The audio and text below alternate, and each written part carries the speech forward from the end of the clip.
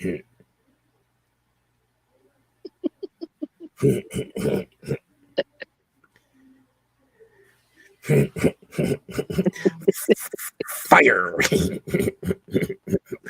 ladies and gentlemen. Hey, butthead, it's 6-man case house. Shut up, Mavis, and start the damn show. Butt much.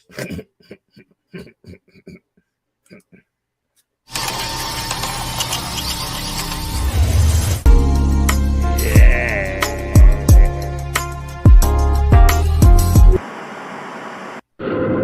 Everybody despises the villain, but never take accountability for creating the villain.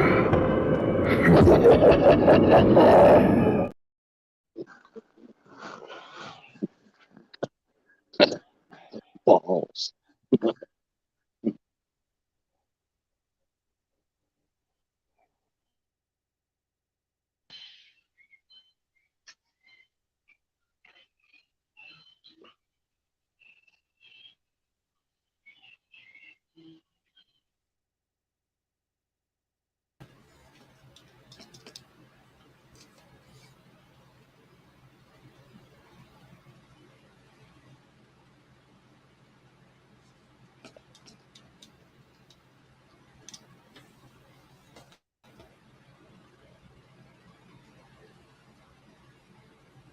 Mike, I think K-Styles is muted.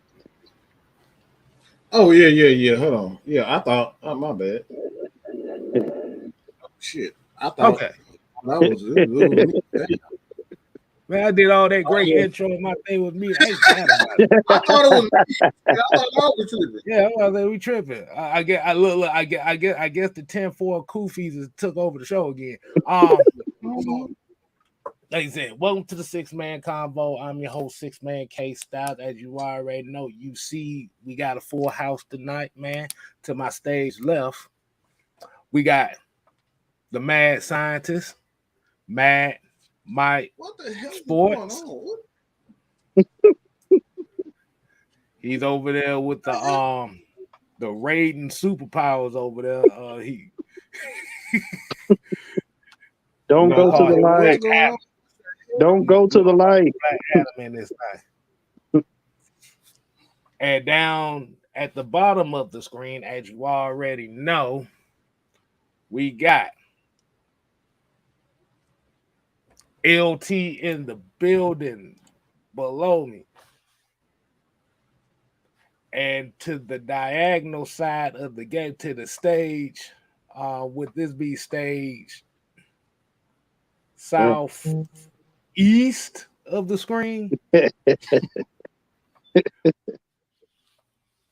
We got the therapist, ATL, the homie Juan is in the building. I told you. Hey, man. We got a very, very fun-filled day of news in Atlanta Falcon land. As you already know, the main thing with the Lamar Jackson thing. But before we kick that off,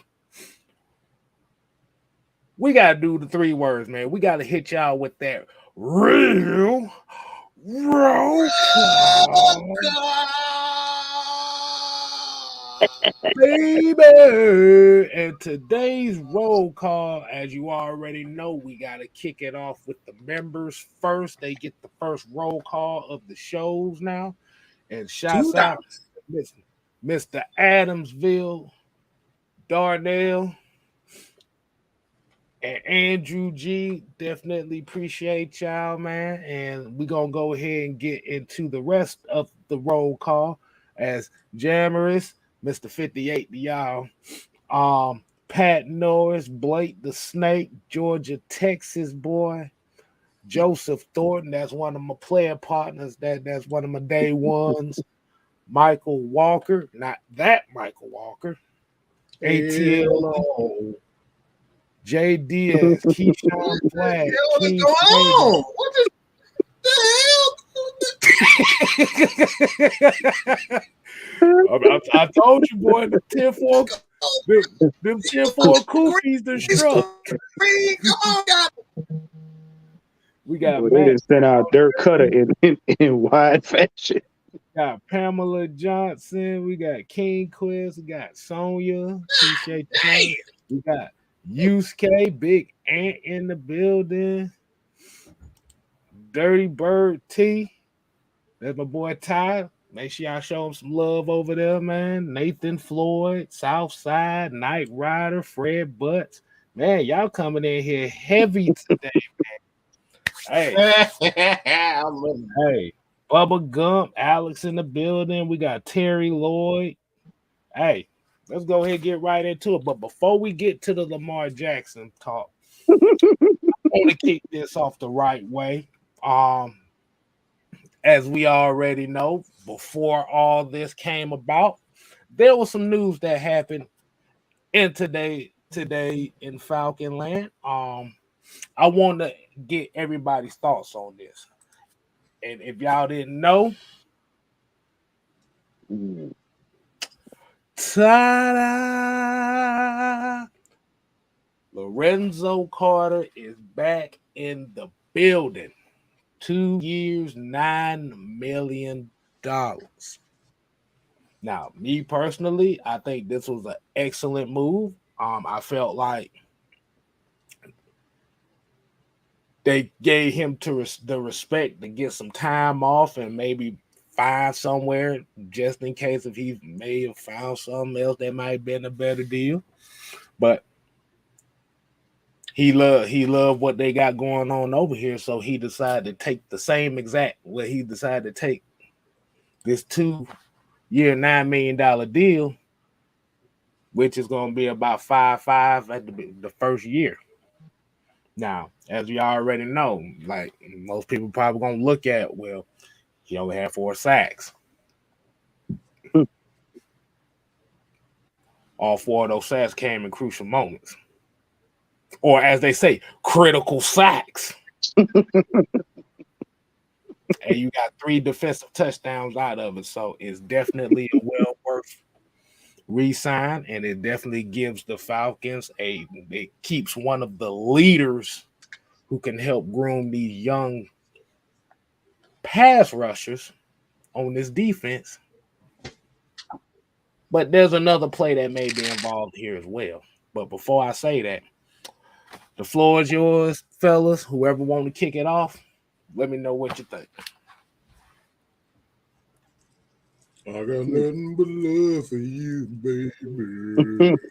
I got nothing but love. I'm gonna get that out.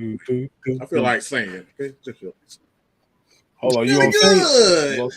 I'm feeling good. Hey, hold on. Let's do it. Boom, boom. Yeah, that's that. Me.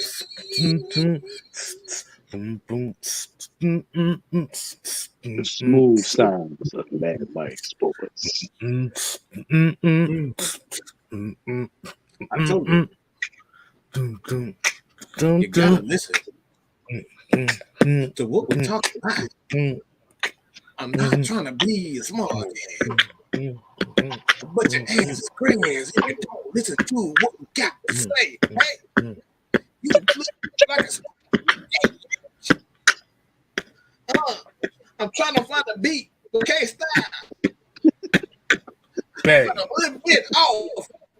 Well, I was all off, boy. I didn't know how to hold that shit. I'm over here trying to figure out, like, damn, when we had he took the shot. Hey. I was trying to can't stop. I hate Stilt. I hate Stilt with a passion. I hate him rapping. Why is you sounding like Stilt? Why is you sounding like Stilt? I know what song you was about to. I know what song you was about to sing. I'm sitting here laughing in my head. I done lost track of the beat like 7 times. I couldn't even put the scratching in there. I'd have threw it all off. You're like, wait a minute. Do I scratch right here? Right. See, that's why I wasn't in the band because I screwed the whole Oh thing my up. God. Had a whole, Man, O'Will sound like Silk Stocky. I'ma know it. You Why over there having y'all mad at flashbacks? me?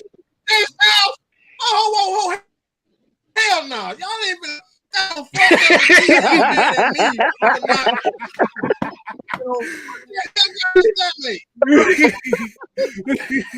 not, Wait, hold up. Why wait.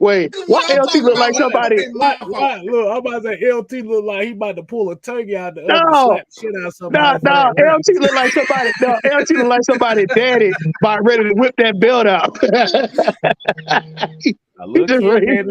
He just like this a bullshit. Look here, baby. Now, what did I tell you about getting them F's? You got an F for that F for a rap, and you got an F for a rap. What the hell? Nah, but go ahead, man. What y'all? The soccer is a song, goddamn. I'm trying to hold on, find it. And y'all said I'm mad.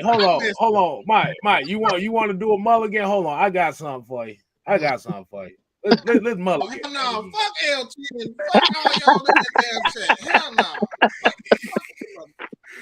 I give the fuck. Hold on, Mike. I got you for real. LT,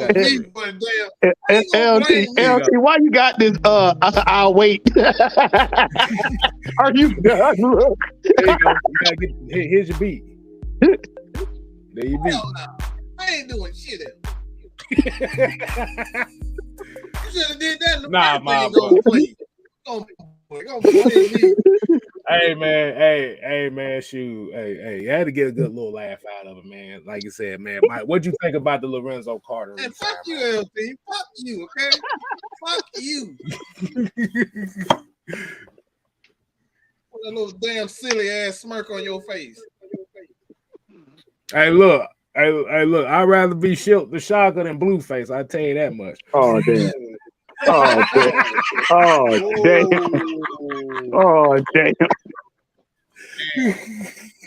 Bum. Wow. Well, but for real, Mike, what you got? What you got on my 40, Mike? No, I get on the Rizzo. No, I got on the 40.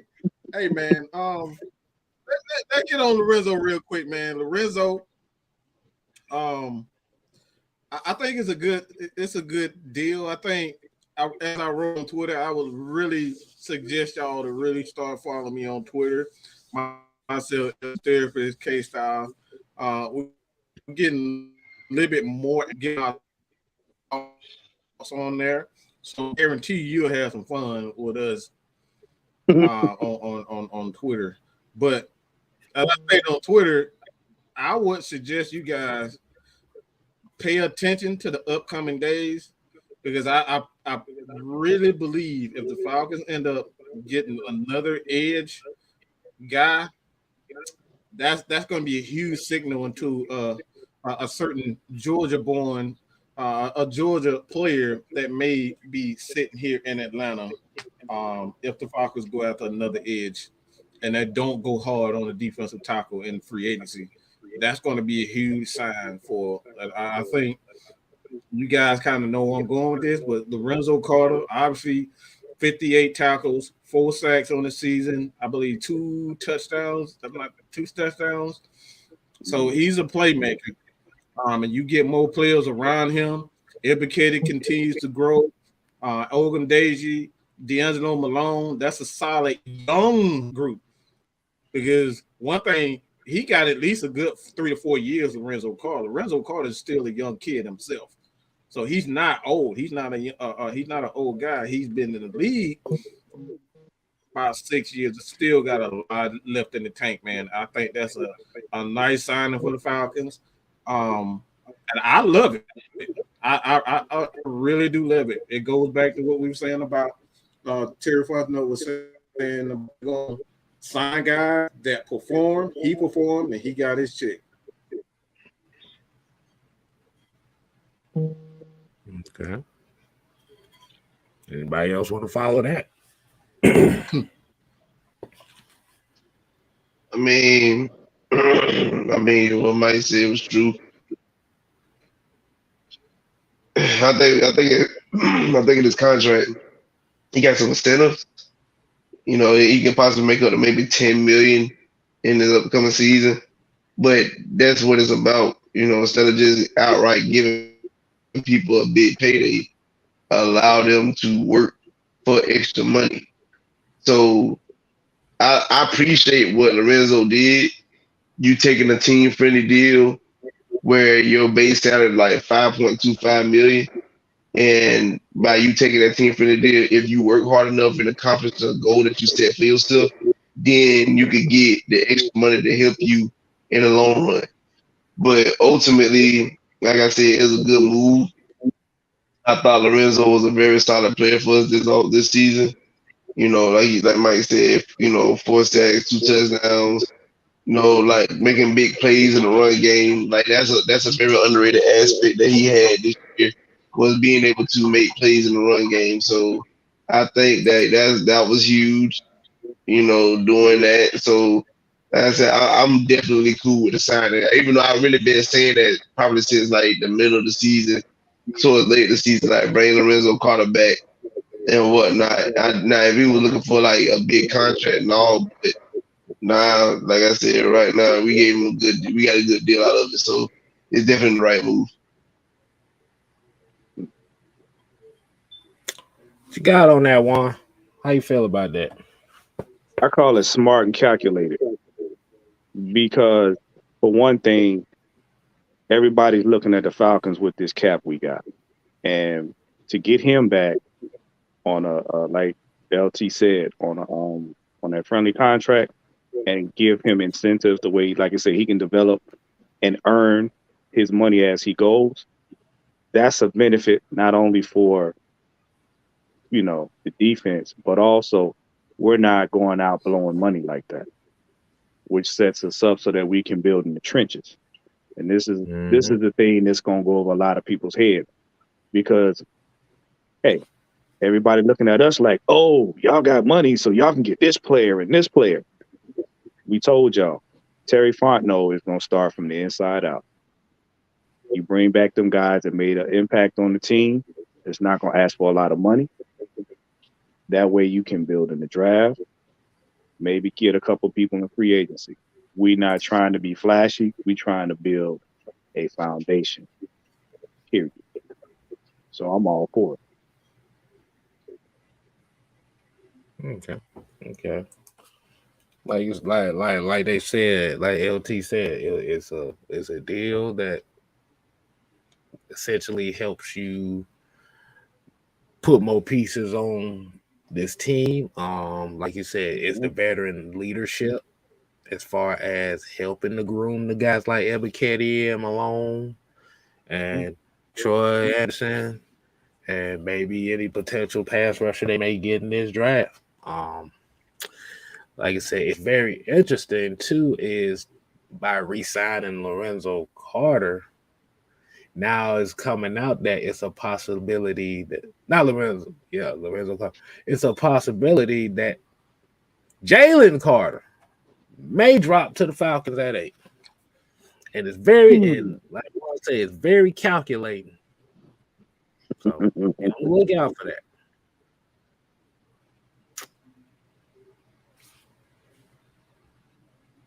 But in other news, there was something else that happened there. Okay, like I said, we got our little shenanigans out the way. I thought that was pretty good. Okay, there's another thing that happened out here. Y'all make sure y'all go ahead and hit that like button as well, man. We got 77 people in here, man. Like I said, you can hit that like button, help a brother out, as you already know. As you see at the bottom of the screen, the Falcons have decided not to franchise tag Caleb McGarry. Now, they said the tag for him would have been about $18 million. So they decided not to go that route. but they said it's still a possibility that a deal can be done in free agency if they choose to go that route. Um, like I said, the floor is open, man. What y'all think on this, man? Do y'all think they got? Do you think they got another plan for right tackle? Do you think The they buckle possibilities down and give Caleb Pittman? the possibilities here. I can understand letting him test the free agent waters because you don't. I think the Falcons got like this set number they want to give him. Now, is he able to get more? That's understandable, but we're not gonna try to pay you 18, $20 million. You know what I'm saying? We're trying to build a quality team, but you're given the opportunity to go out and test the free agency waters. If he does sign elsewhere, um, I could definitely see us taking a tackle in the draft. I don't know about 8 overall, but I mean that's still on the table. And people forget that we did draft Jalen Mayfield, and even though the reports was he was no longer injured and off injured reserve and could play, he didn't get a snap last year. So we don't know if quietly that Arthur Smith was grooming him to be back to his original position. So we don't know. But like I said, it's a lot of possibilities here. And I do think it's the right move to let him test the free agency market. If he can't get the deal that he's looking for, or whatever the case may be, then you can come back and talk to the Falcons, and we could possibly work something out. I would like for him to be here. I think he's a solid tackle. One of my biggest things is having chemistry on that line, Yeah. and him and Lindstrom has grown to become a tandem together. So if you got him and Lindstrom on the team and they're both a tandem, then you have that going on. So like I said, it's a lot to look at, but I do like the move. I let him test the free agency waters and see how that goes. Yeah, that's facts. All right, Juan, what you got on that, man? What you got on that? I mean, I'm with LT because right now, if you Falcons are not trying to gamble right now. They're not in gambling mode. They don't want to waste any money if they don't have to before the draft. Pay very close attention. They restructuring and LT's what LT said is correct. Let him test the waters in free agency, see what he can get. Because you got to think if nothing happens and he comes back, now you can negotiate something, work something out where he comes in under what he's looking for, but possibly they could stretch that out for him. If you're looking at it, they're trying to get these contracts to where they're team friendly up front, so that they're not dipping into the draft capital or anything else. So, like we said, there are going to be players that we have to re-sign. This is that part of, the journey.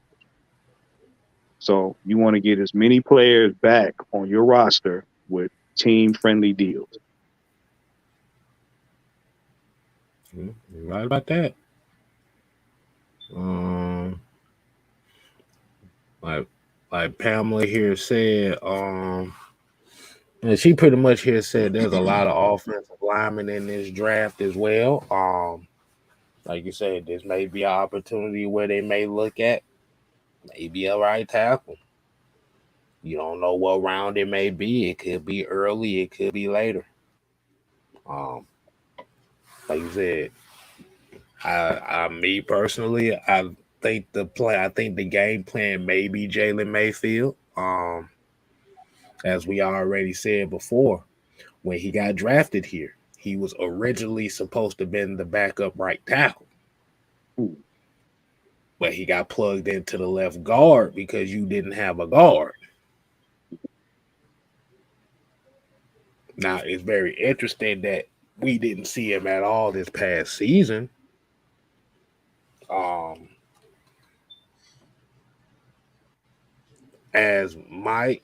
As a lot of people over here said, is with Arthur Smith and what we know how this team is built and how they like to operate is they like to stockpile players. So, like you said, these are guys that they're grooming. So, you may never know. They may be going Jalen Mayfield as that right tackle. What you got, Mike? I'll be quick. Fuck what you think. But Arthur Smith knows exactly what he's doing. Y'all can sit up here and say all y'all want about Jalen Mayfield. The dude is a baller. Period. Okay? He shut down Chase Young. Let me say that again. He shut his ass down. He shut him down. Shut him down. Shut him down. He shut him down. He shut Chase Young down. We had the same talks about Caleb McGarry the year prior that he was absolute ass and we need to let him go. That man knows what he's doing when it comes down to that offensive line. He's an offensive lineman. He knows how to get these guys in the right position when they have the right mindset. We'll run first organization. He will be fine. So I'm not worried about it. Everybody else worried about Jalen Mayfield. I'm not worried about him at all. I told y'all the same thing with Caleb McGarry. Don't worry about it. Arthur gonna get him right. And guess what? He was a damn near Pro Bowler. Okay, damn near Pro Bowler. And now he's talking about damn near franchise tagging a year later. I told you so. I told you so. I am great. I am the greatest. I am the greatest. I told you. I told you. Listen to what we saying. That's all I got to say. Jalen Mayfield will be okay. And even if he isn't, we still got a whole 1, 2, 3, 4, 5, 6, 7 rounds to get another one. We good. You got 10 picks in 7 rounds. So yeah, it's plenty of opportunities to find one if you need to.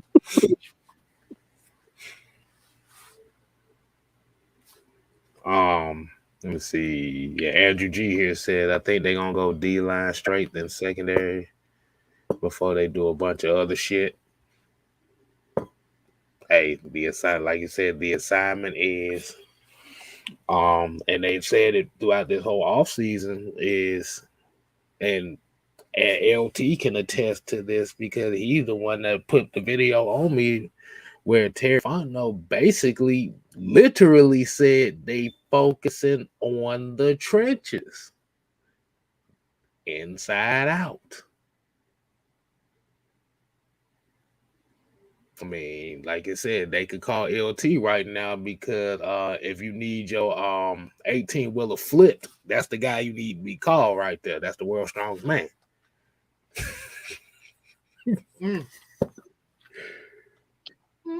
But so pretty much y'all all in agreement. So all y'all in agreement like fuck no on the Caleb McGarry thing. Like I said, they ain't trying to spend about 18 to 24. Nah. Okay. Let's get into a couple of these comments right quick, and we gonna get to the main event here. This is the real reason why y'all came to watch the show today. Let's see. Oh shit. Coach Unchained. Shout out to Coach here, man. He said they may be possibly working on a deal. Could be. We don't know. Oh man, come on, y'all. Y'all know, y'all. Hey. We got 94 people in here. We only got 7 likes, y'all. We will hijack this show now. Just hit that like. 7. Where's the lights at? Should I cut the lights off? Cut that bitch off. Cut it off. Shut it all off. You said shut it off. Shut it off. Oh, I don't have to. We've already hit the 50%. So we good. We good. Appreciate you. All right. So the reason why I did that is we right around the 30-minute mark of the show. We wanted to make sure you get a couple of those topics out the way because I felt like those were very important.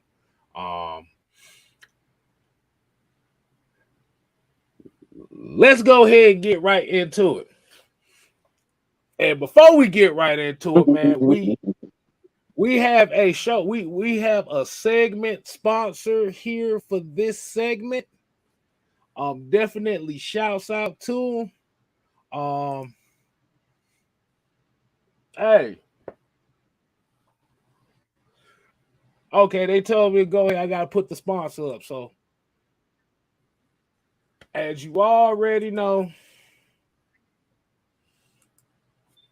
the fire and brimstone, the apocalypse that happened on Twitter, social media, ESPN, and all this stuff.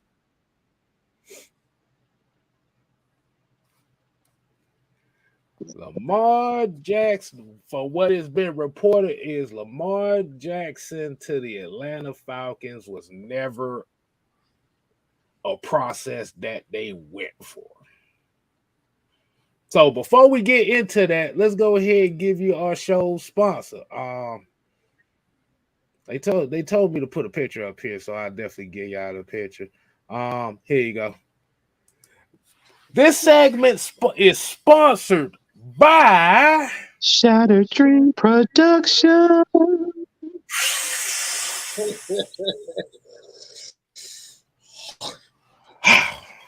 Hurts so good.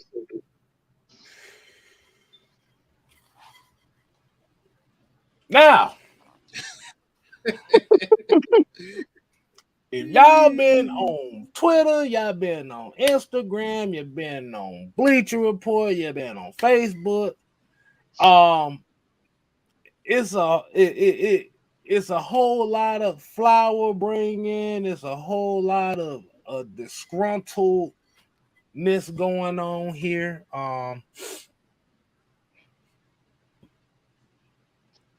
Yes, Brian Peoples, I am Goldust. Goldust is one of my favorite wrestlers. Yes. You watched the show long enough, you already know that. Sexual chocolate. You got Sexual Chocolate, Mark Henry at the bottom. You got Goldust at the top. You got you know it's you got me. Stone Cold Steve Austin up here, and It's you the got Triple H Joker. down here. It's time to play the game. What? But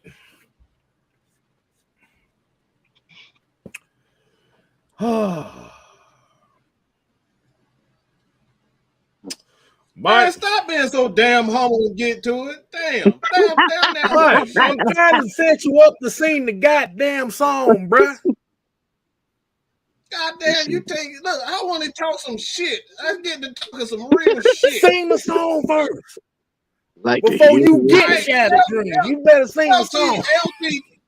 LT, cause K-Style fucked up the beat last time, okay? I ain't gonna do that again. So we ain't doing no beats. You gotta do it a cappella. I can do it a cappella. Go ahead, Warren. Start Me.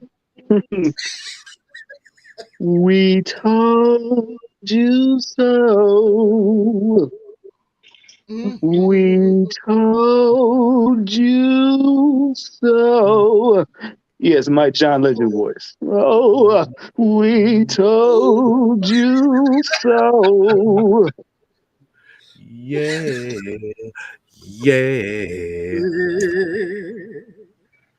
Go ahead, Mike. Highway. Oh my God, man.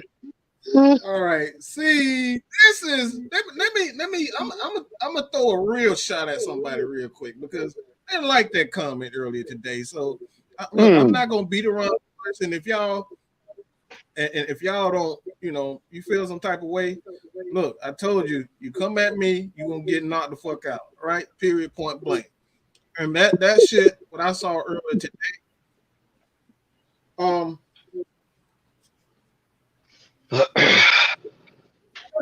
got a major problem with energy. Energy is something that I take seriously. Take that energy real quick. I take that energy real seriously. So,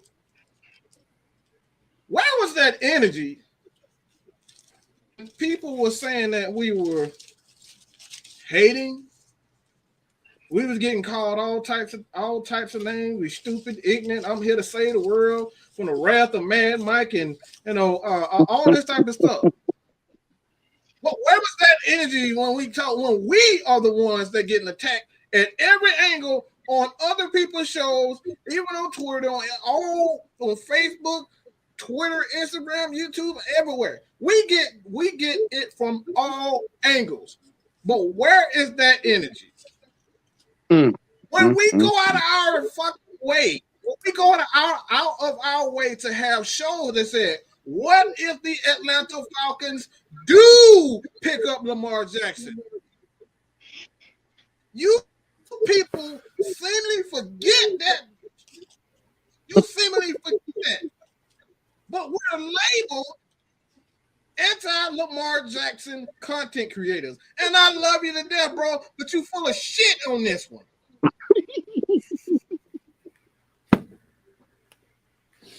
You absolutely full of shit on this one. When have we been anti-Lamar? Because we're not saying exactly what you want to hear at a particular moment, that we're anti-Lamar. When we've obviously stated on several occasions that Lamar Jackson would be perfect in this system. We've actually stated this. The videos are right there for you guys to go through it for yourself. So, sir, ma'am, we told you. Period. Why is it that you don't want to hear us? You want to shut us up because it wasn't what you wanted. Let's keep it 100. When it's not what you want, that's when you want to say why you don't want. Why you? It's lame as hell to be goat. It's lame as hell to be gloating on people. Why is it lame as hell to be gloating? And if it was the other white boy, it'd be a damn ticker tape parade, boy. This live about 500 people watching, like, ha ha ha ha, you stupid motherfucker. One more thing, K-Style. One more thing, and I'm gonna pass it to whomever. All right, I'm gonna throw an alley-oop. I'm gonna throw that bitch off the back of off the backboard like Trey Young does to JC. One more thing, and this is what I got to say right here. This is the biggest thing.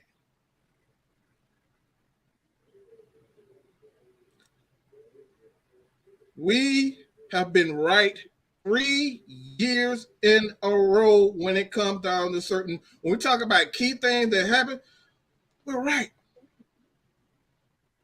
Right. When we're wrong, we come on shows. Guess what? We didn't see this shit. We didn't see this happening. Even with the Matt Ryan stuff, y'all say, oh, we were wrong about the Matt Ryan show. Exactly. If Matt Ryan were here, and he wasn't, we always cover every basis. But people hear what they want. That's the problem that we have. That's the problem that I have.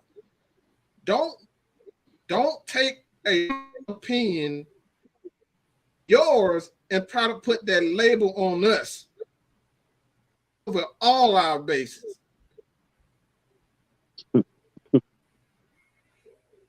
We like right now. So I'm about to lob this bitch in the air. I want to see that big polar bear. I want to see that big ass polar bear. I'm about to throw this bitch right off the top of the damn backboard. Let me see how you can jump this off the backboard for you. What you gonna do with it? Who the polar bear? You motherfucker, you the polar bear. Goddamn. All right. Okay. All right. It's cool. Hold on real quick.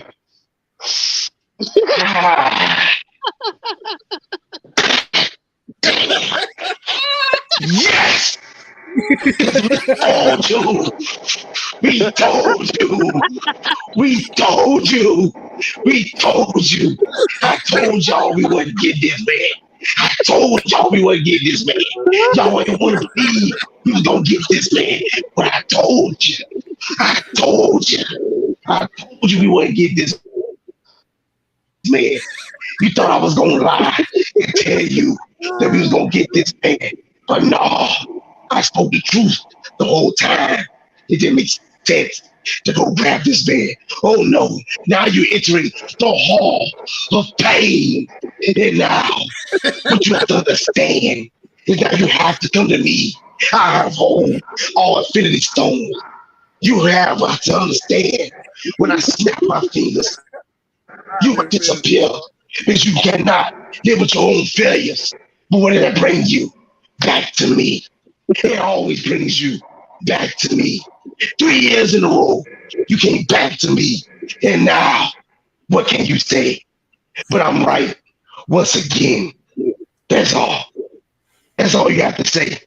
No need to go no subliminals. No need to go run and hide. Just come back and tell me I am the one. I am the man. I am the one that entered you into the hall of pain. And that's all I got.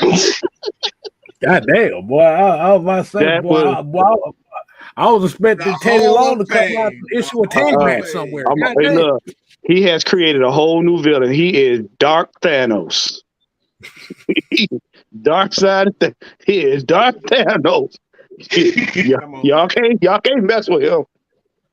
He's on a whole nother level. Oh Come on, man. man. Let's be real. Come on, and exactly. It ain't been but one group of people. It ain't been but one group who's been anti-Lamar, quote unquote anti-Lamar, and it's been us. Don't play, bro. Stop it. Come on, Ant. We the only group who's been anti-Lamar. The only people. Everybody been on that train except for us. We the ones. We the ones, okay? Let's keep it real, pimping.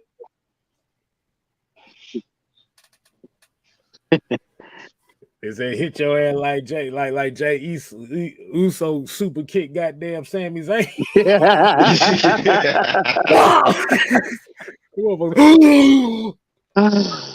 No, he did. It's all love, but it's all love. But you called us out. Let's keep it real. You called us out. Keep it real. It's all love. Really did, it's bro. all love. But like I said, Yeah. come on, you called us out. Hey, bro. look, Let's keep bro. it real. Look, like I said, and we keep warning everybody. We got eyes everywhere. This is about the 500th time I've said this. And everybody says the same thing. Well, I ain't gonna say everybody, but majority of the people have been saying the same thing. Like I said, we've literally lost support from people that we thought were cool because of this guy. It's true. Like That I is said very much. yesterday. Like I said yesterday, have y'all noticed the names that haven't been showing up here in a good little while? Them the ones we talking about. Let me ask the people in the chat. Is there a few names that used to be regulars here that don't show up no more?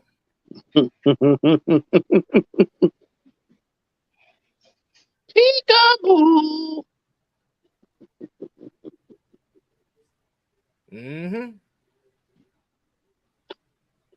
This is why we are the villains. This is, I keep having to say that this is why we are the villains. Mm. All of though. Like you Been said, trying to tell y'all for months. hey, Been trying to tell y'all for months what's gonna happen. go ahead, LT. My bad. And the problem is you didn't want to believe it. You thought that we was being haters. We want to stay in the test of mediocrity, where the hell that means, and not realizing what this does to your franchise. You trading 2 first round. If you trade for Lamar, you give away not only your 2 first round picks. Now you have to end up giving this man a contract that he won't. If you don't give him a contract, he walks a free agency the following year. My thing is, what if you done traded Ritter to for you to? I mean, as I said, for you to trade to get Lamar, you got to give it to Ritter. You got to do a QB swap with 2 first-round picks and maybe more picks. I ain't gonna say maybe you gonna have to give him more picks. You're binding yourself for your future. It makes no sense to do that whatsoever. If you listen to what Terry Fontenot and those guys been saying, not once they mentioned about grabbing a quarterback. It's all about grabbing, defensive players. Terry Fontenot literally did an interview before the combine last week on the podcast with Chris Sims, and I keep forgetting the other man's name. But he literally told them we're focused on our trenches. We're focused on building the offensive defensive line. He said it out of his mouth. It starts up front. So if you think that they just gonna go and sabotage their plan to satisfy y'all, that's crazy. That's absolutely crazy. And it doesn't make sense. Because we're not one player away from being a Super Bowl caliber team. No, we're not. We still have to fix that defense. Quite frankly, we talking about offensive tackle. We still don't know who our left guard and center gonna be this upcoming season. We don't know none of that. Wow. So like I said, at the end of the day, it's so much. The Falcons have so many holes that needs to be filled, and you're going to squander that for one person to be excited on Sundays just for us not to make the playoffs. And like I said, I've been seeing people all the time saying, "You telling me that they try to trade for Deshaun Watson, but then they ain't gonna try to trade for Lamar Jackson." I don't understand where y'all missed the part. I don't understand how y'all missed the part where they literally said they really weren't pursuing Deshaun. They did what they did to basically lure the piss Matt off to get him out the door. They needed to start the rebuilding process, and they needed to get his money off the books. Mm-hmm. So they pissed Matt off. Matt asked for a trade. They granted him his trade. Now here we are a year later, $65 million in cap space, the second most in the league this year. We have 9 draft picks this upcoming draft. Why would I squander that for a quarterback? That makes no sense whatsoever. Mm-hmm. I'm not squandering for a guy, and I don't care if y'all hate me for saying this, but I'm gonna keep it real. I'm squandering for a guy who is basically Marcus Mariota. He's just a better athlete. He's a better runner. But when it comes to passing the football, he is virtually the same. Their numbers was virtually the same. One went down a week before the other one went down, and their numbers really align one another. Yes, you can sit here and tell me, well, Lamar got an MVP. I understand, but when things line up for Lamar Jackson, it makes you look that good. But let's be honest with ourselves. With the Ravens being a top 3 rushing team in the league, one of the better defenses in the league. You got that man has the same amount of playoff wins as Mariota. That makes no sense. Look, you can't tell me that he worth $50+ million a year when Joe Burrow in his second NFL season played in the Super Bowl. Joe Burrow in his third NFL season went back-to-back AFC Championship games, and you telling me Lamar Jackson is worth $50 million? He ain't worth it. because Joe Burrow played in 2 places that he ain't played at. An AFC Championship game and a Super Bowl. Y'all keep talking about, well, we got more weaponry than Baltimore have. Let me tell you something, bro. When you spend, your tight end got over 100 targets in a season, but your top wideout got less than 50 targets. Less than 50. And everybody gonna say, well, they ain't got the receivers. Your quarterback ain't throwing a fucking football to him. I can't catch shit if I ain't throwing the shit. Hey, hello. I'm open. Look at the grass. Right here. I'm open. That makes no sense. Then I had people telling me if we grab Lamar, it'll help the run game. Best we third in the league. We don't need help. Yeah, actually, Baltimore outrushed the Falcons by a total of 3 yards this year. 3. How does that help us? So we gonna sign Lamar and pay him $50 million to basically be our 5th running back. So you telling me he getting paid 3 times more than our whole running back room combined? You can lick the darkest part of a rhinoceros ass.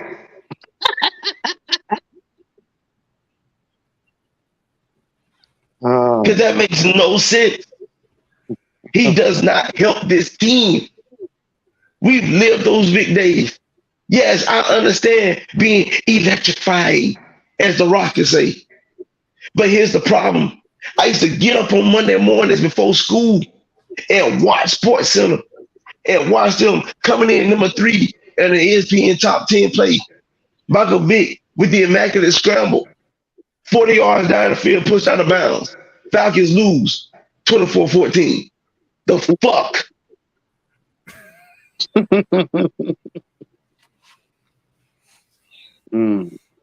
I don't need electrifying. I need wins. And the only way to do that is build a quality team. We got a decent run game. Ritter don't even have to go out there and throw for 4,000 yards. Just be serviceable when I need you to. And he proved that to me last season. Just in those 4 games. Crucial moments came up. You a rookie. I don't care what nobody say. Your first NFL start with your division on the line. Your playoff hopes on the line. Again, on the road against your arch rival building on a 4th and 5, you hit your top receiver for a completion. Problem was, he fumbled the football. You can't get no better than that because he delivered. When it was time to deliver, he delivered. That's the bottom line to it. So at the end of the day, do I think Lamar Jackson is a credible talent? Of course I do. But do I think Lamar Jackson catapults us to championship? Hell no. You know why? Because he can't even get to the AFC Championship game on a team that he got more completed than ours. You getting smoked against Tennessee, and you the number 1 overall seed, and you won MVP. You threw a pick 6 to lose to Buffalo in a divisional round. You know what it is?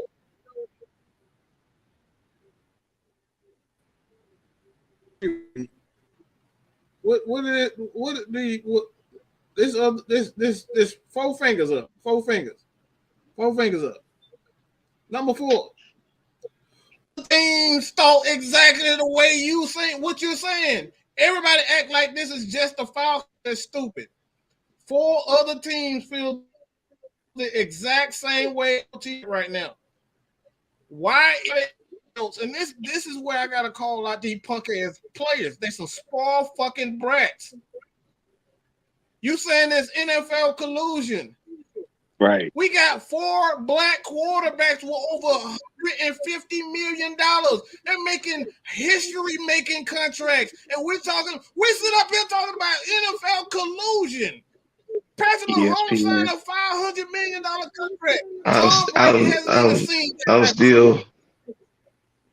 I'm still baffled that Dak Prescott got paid the money he got paid, but he did. So here we are. Well, at least Dak dude got 2 playoff wins under his belt. He ain't been to a championship game either. Right. But at least he got the. At least got 2 playoff wins. Well, Kyler Murray got his goddamn money. He ain't did nothing but run around like a spoiled 3-year-old. Well, let's just call it what it is. Y'all need to go ahead and take them Lamar Jackson dildos out your mouth. It's okay. You can take your thongs off now. You can come off the stripper pole. Show's over. He ain't coming here. Not a drop. Like LT said, you willing to sell your whole damn team for a quarterback? Who you gonna throw to? Who gonna block him? Who gonna be the defense? For one man. Y'all want to be entertained losers instead of uncomfortable winners. And we told y'all this week after week after week. Mm-hmm. And if y'all want electrifying, y'all can sit the fuck on a cattle prod. Because we building a team. Period. Arthur Smith done said it. Arthur Blank done said it. Terry Fontenot done said it. ESPN, you goofballs, y'all said Lamar was coming here. All y'all goofball content creators, y'all said it was coming here. Y'all was sipping champagne out of Lamar Jackson's thong, talking about he was coming here. Y'all was having. Hey, you hold on, because the piggyback on what you just said, you can't even do no mess like that. A thong not even big enough big enough to hold champagne in it. I know I take it off of my teeth, but that's another story. So continue. This whole ass, I swear this. Let me ask y'all a question. If y'all mind me asking a question. Man. Go ahead, man. Go ahead. Call me Cisco. Take it off.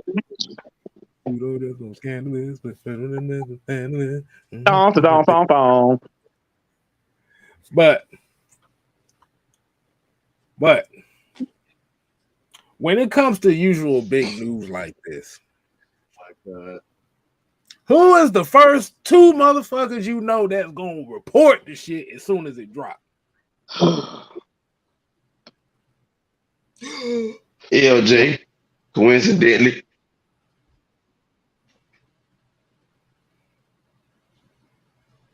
D-Led, Jeff. Y'all probably ain't even getting it. Y'all probably ain't even getting it. Yeah, LJ. Led J.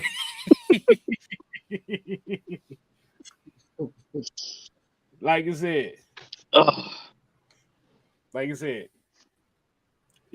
D-Led, Jeff Schultz, Steve Weiss, Tor McElhaney.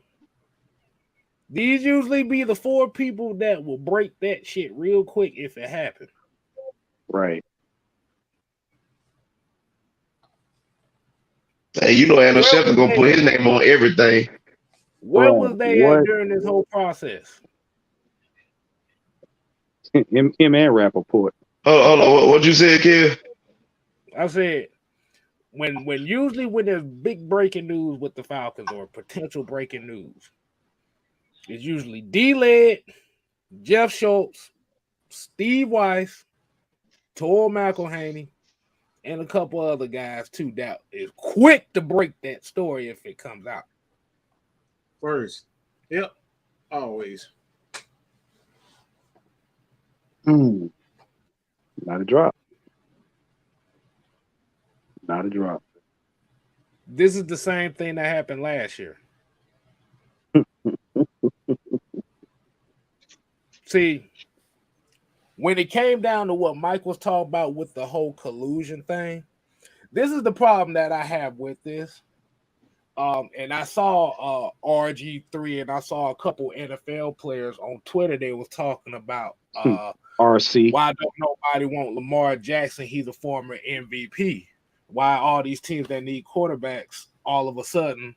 Oh yeah, it was it was Tyrann Mathieu too. I saw that in there too. And I am throwing names out there. Basically, what they were saying. I ain't gonna comment on RG3. Yeah, I did, and I told his ass. There's only one team you need to blame. Okay, Sal. The thing is, Sal, let me ask you a question. Question real quick. What do those every last one of those guys who's complaining? Every last one of them that got their second or third contract. Mm-hmm. Right. What that tell you? Yeah, but the thing about it is because they're feeling like, okay, it's a conspiracy because now all of a sudden all these teams have pulled out the Lamar Jackson sweepstakes, and they're saying like, why is all these teams pulling out? But my question is throughout the whole process, out of these 7 teams that need quarterbacks, why Atlanta was the only name that was brought up? I can tell you. But because Atlanta didn't bring it up, now all of a sudden, now the other teams is messed up where y'all didn't even push that. Here's the deal. I'm gonna call out another name because I saw this going on. Ryan Clark, bro. Let me tell you something. You should know better, bro. You've been in the sports world long enough to know that you got black quarterbacks out here, like Mike said, making record-breaking contract deals. And for you to sit up here and say it's collusion because now everybody is seeing what we've been saying for the longest. Come on, man. Organizations, some of them ain't stupid. Ain't nobody about to pay that kind of money for that dude, and he ain't producing. I don't care what y'all say. Y'all can say he got 1 MVP. Y'all can say he a great athlete. Like LT said, what else has he done outside of that? Not a damn thing. Period. Right. He ain't been to no championships. He ain't been to no Super Bowls. Every time he tried to get to he sniffed the playoffs, he got to sit his ass down. And then how you gonna get to the playoff playing half the damn year? So miss me with that collusion shit, man. Let me add something. And Mike and K Styles can tell y'all, because I put the screenshots in the chat.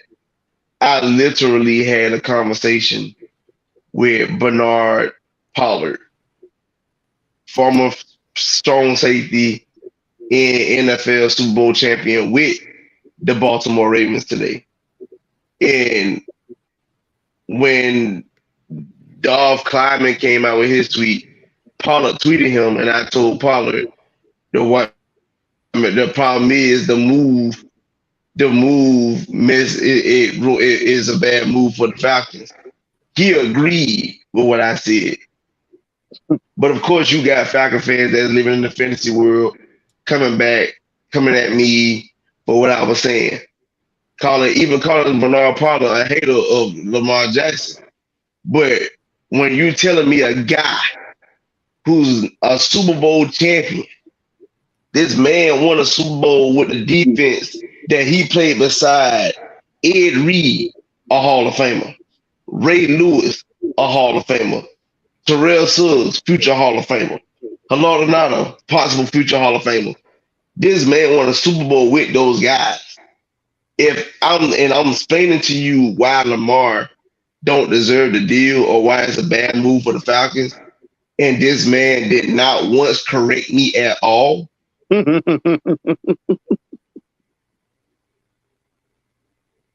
more do you say? The fact that a person told me it's about quarterback and proceeds to say, look at the Jaguar situation. I know you out your damn rabbit ass mind. You use the Jaguars as an example. Wait, goddamn minute now. We ain't finna fly past that part. Wait, Wait, hold. We're not just gonna walk past like you just didn't say that. Wait a minute. What? Repeat that. He used the Jacksonville Jaguars. He used the Jacksonville Jaguars as a sample size. The team that won their division, basically being that the Colts was ass, the Texans was ass, and the Titans were ass. But booty juice. They weren't even ass, they were just booty juice. And the damn Titans was just self-destructive. Mm-hmm. Fresh squeezed lemonade. Right. Where you and they end up going on a run. It's like that division's horrific. Here's the worst part about it. That same team that you talking about, quote unquote quarterback and whatnot, they've been making bad moves for years. Since its franchise existence, you literally signed our linebacker in Foye Olakun and restructured his contract just a month ago. Does that make any type of fucking sense? Don't they have Calvin Ridley too? Mm-hmm.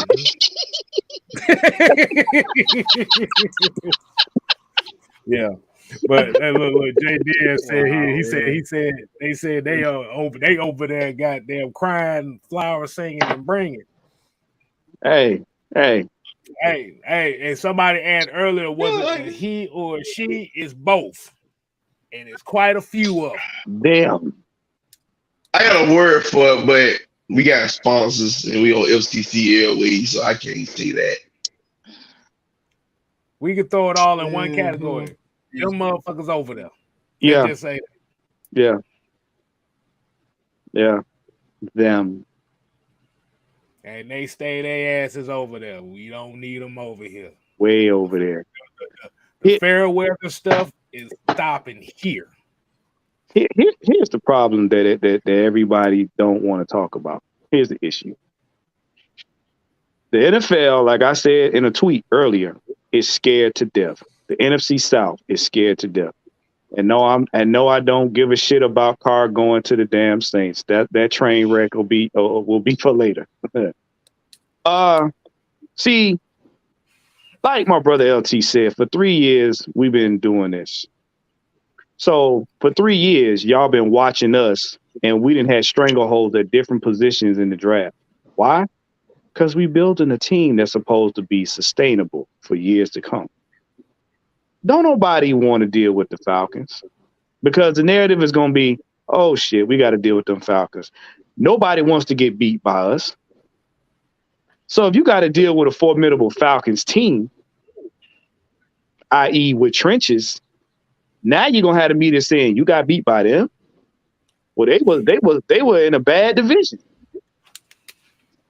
You do realize they're talking about Derek Carr as the best quarterback in the NFC South, right? You know what, Wolf? I'm gonna let you finish, but I do want to point out when you say playing against the Falcons, the type of team that we are, a lot of people don't know. Out of every game we played this year, teams that played the Falcons literally lost the very next game. That part. They was not used to that physicality. No. The only team that was able to pull off back-to-back wins against us was the Saints. And that's because they got an early crack at us early on. First game of the season. And that's but teams that played the Falcons literally lost the very next week. So with that being said, if you lost to the Falcons, you automatically lost next week. You on a 2-game losing streak. Yeah. And y'all listen to what he's saying, because that means we gave y'all all we had, and y'all ain't had shit else left for the other teams after that. Now imagine that with a quarterback, like we said, that's going to make plays and the trenches fortified. Y'all got a problem. And I've been saying this for a long time.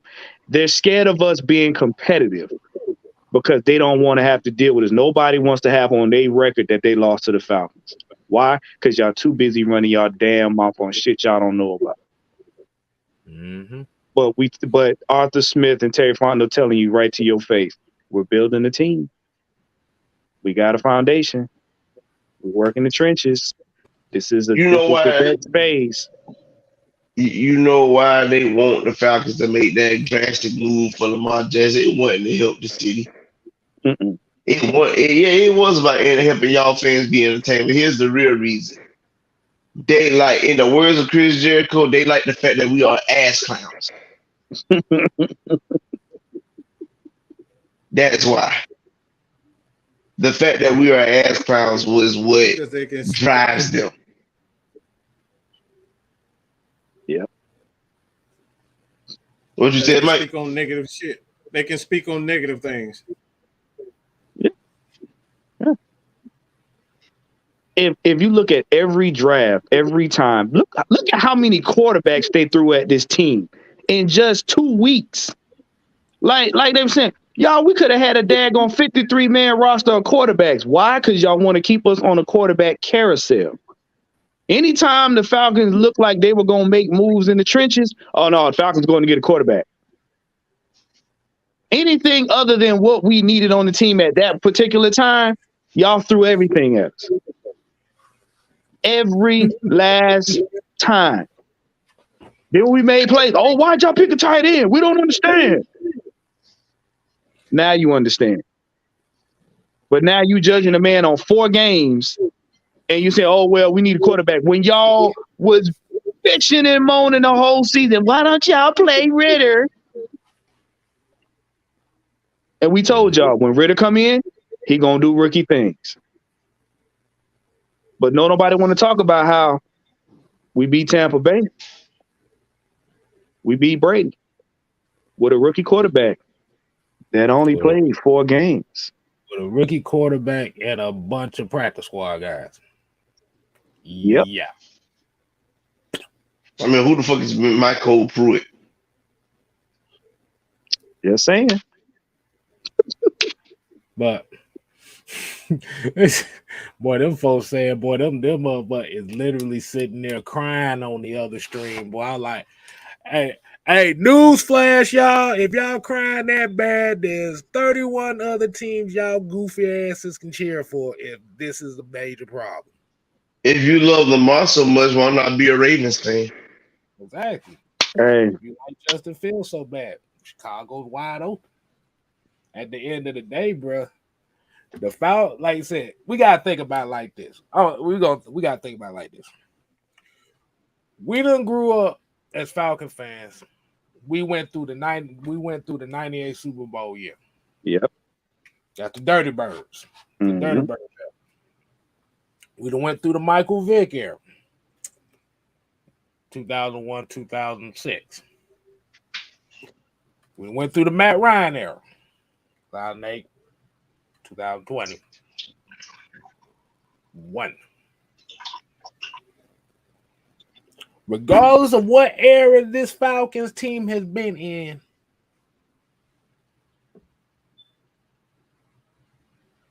zero Lombardis. Right.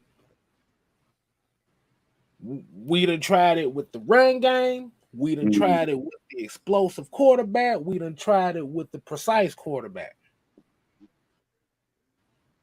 But the one main constant that a lot of these eras didn't have was a consistent defense year in and year out. That part.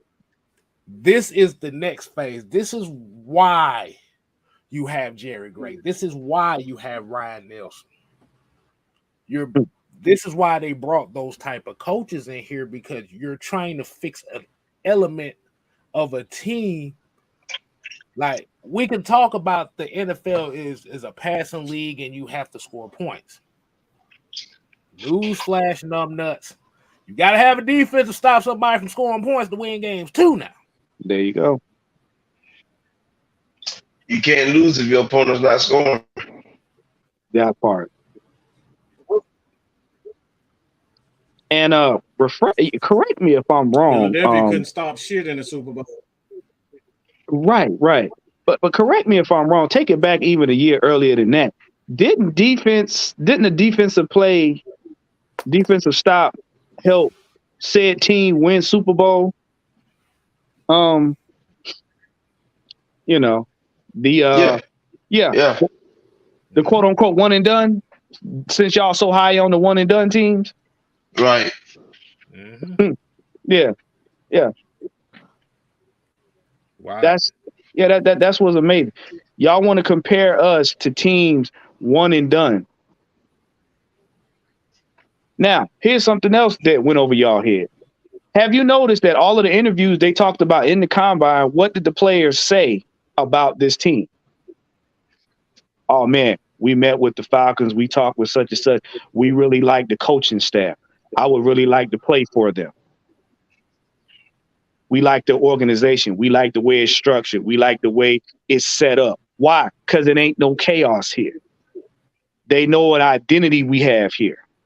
And they see the coaching staff that we got here. How many times have you heard any interviews from combine players that are paying attention to the coaching staff? Not just being seen, not just putting up numbers so they can impress scouts. They're talking about the organization itself. Y'all got to pay attention to these intangibles that's right in front of your face. When the last time somebody talked about this organization in a positive manner from a player's perspective, other than the players on the team? Right. They see it, we see it, but it's hard for y'all to see it when you got your head up your ass. Just saying. And we're glad that a lot of this talk is over because now we can actually finally start having these discussions about what the team needs. Because the reality of it is this team, and it was said earlier, this team has a whole lot of shoes to fill, a whole lot of roles they got to put in place to make this thing competitive. But the thing about we have to forget too, in this Arthur Smith era, the Falcons are 14-20 total record. Am I correct? Correct. Mm-hmm.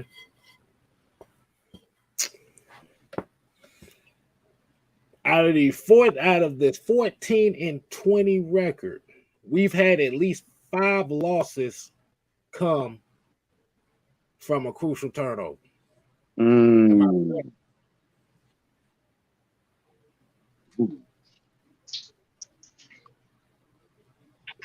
They gain turnovers. Mm-hmm. So a lot of the issues and a lot of the problems that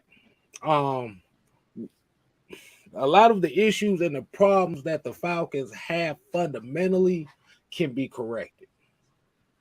Mm-hmm.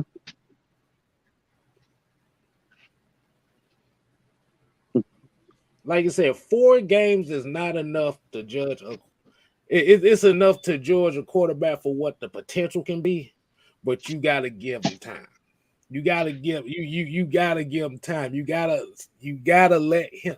And you got to remember, this is a Desmond Ridder led team that didn't have Kyle Pitts neither, so he wasn't at full strength. Right. And it's kind of fun. It's kind of funny. Kyle Pitts went from a first round bust to amazing explosive athlete the last couple months. I hope y'all realize that, right? Mm-hmm.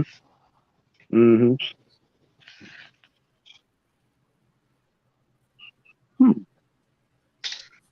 Can I ask you a question? Okay, Styles. Sure. Since a lot of people are hung up on Ridder, playing 4 games, how many quarterback rookies do you know for their first 4 games went stellar? Usually never do. Right. So that includes that includes Hall of Famers, future Hall of Famers, and current greats. Am I correct? Mm-hmm. Okay. All right. Tom Brady's first 4 games, he looked atrocious. Peyton Manning's really? rookie year. Peyton Manning's rookie year, they was looking at him like he was complete bust after his first year. Go ahead, Mike. Tom Brady literally had about 100 and something yards, about 100, almost 200 yards, more than Desmond Ritter, and about 5 to 6 more touchdowns. Desmond Ritter. Both those guys didn't throw an interception in their first 4 games in the NFL. So when it comes down to Desmond Ritter and saying that he's a bust, I pretty much killed that narrative. And I want to address another thing too about people saying that the Falcons need to prove to us as the fan base that they're serious about winning. They ain't got shit to prove to y'all. They got shit to prove to y'all. It's their fucking team. Use a spectator. You use your damn remote and turn to something else. You don't have to watch the Falcons. That's the problem that I have. It's this level of entitlement. Like you have to, like the Falcons have to do something because you're tired of not watching them win. That's not a true fan, to be honest. Right. This is why we keep saying, how are you gonna tell somebody how to be a fan? Well, that's not what a fan is. A fan is gonna sit. Look, I'm gonna tell you right now. I'm a huge Star Wars guy. I don't give a damn if other people say it sucks. Because a lot of people say they don't like the Mandalorian. Some people like they said they love Andor. Guess what? I loved it. Why? Because I'm a huge Star Wars fan. Huge fan. I watched them everything. They're huge. And I'm talking about we a huge martial arts and a lot of old stuff like that. Watch. He don't give a damn about. I watch a whole lot of martial arts movies. I watch a whole. I'm a big component of martial arts movies. It's because he loves it. He loves it, and real fans are going to watch it. Why? Because they love it. They don't give a damn about whether or not you win or you get the result that you're looking for. It's the love for it. Yeah, I've been watching martial arts. I'll be 36 this year. I've been watching martial arts movies since I was 4. Yeah. I'm with him. I like anime. I like Star Wars, and I like martial arts. But here's what y'all got. Here's the reality check. Nobody put a gun to your head, made you walk up to Ticketmaster and get season tickets to watch this team play. It was a choice, not a circumstance. But here's the interesting thing about it too, and I actually looked this up a while back ago.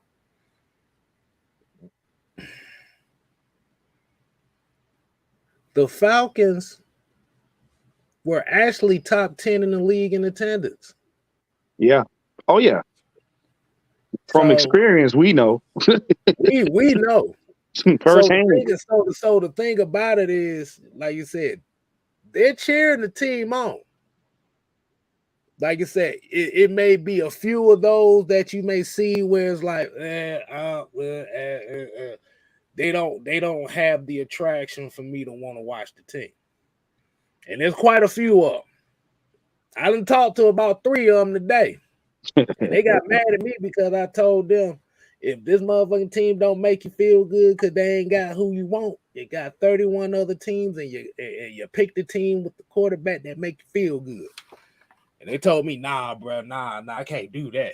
I'd rather not watch football. I said, shit, hey, that's even better. There you go. Go watch badminton or something.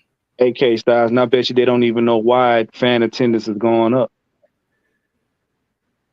You know why fan attendance has gone up, even with a 7-10 record? It's because we have an identity that the fans can get behind. Mm-hmm. Period. The fans know that when we come to the stadium to see our Falcons play, They're going to run the ball, even when teams know they're going to run the ball and they can't stop it and they love it. We have an identity that people can get behind. Right. Period. And we was telling y'all that. Yeah, winning cures all. That's a nice cliche. But if you have an identity, real fans get behind the identity. And they support the team even through the wins. Spectators get behind the wins and just want to be entertained. So they show up to see who gonna win and lose. So the question, and you know what? I just came up with an analogy of what all this whole situation is like. And I hate using this analogy, but it's fitting. And let me hit this comment from JD as he said, heard them say on the radio that fans who don't want Lamar are the ones who don't go to the games and aren't season ticket holders and don't live in the city. Well, whoever said that in the radio also didn't mention the. Hey, look. I'm about to say it. Whoever said that on the radio too didn't also mention that those season ticket holders be selling their tickets to opposing fans too. Yeah. We know that too. Hallelujah. Jesus. Yeah. Y'all ain't slick. You ain't slick. Just because you season ticket holders don't actually mean you at all the games now. Yeah. That just means y'all season ticket spectators. So when you hear somebody say that, you ask them how many of those season ticket holders are selling their tickets to opposing fans.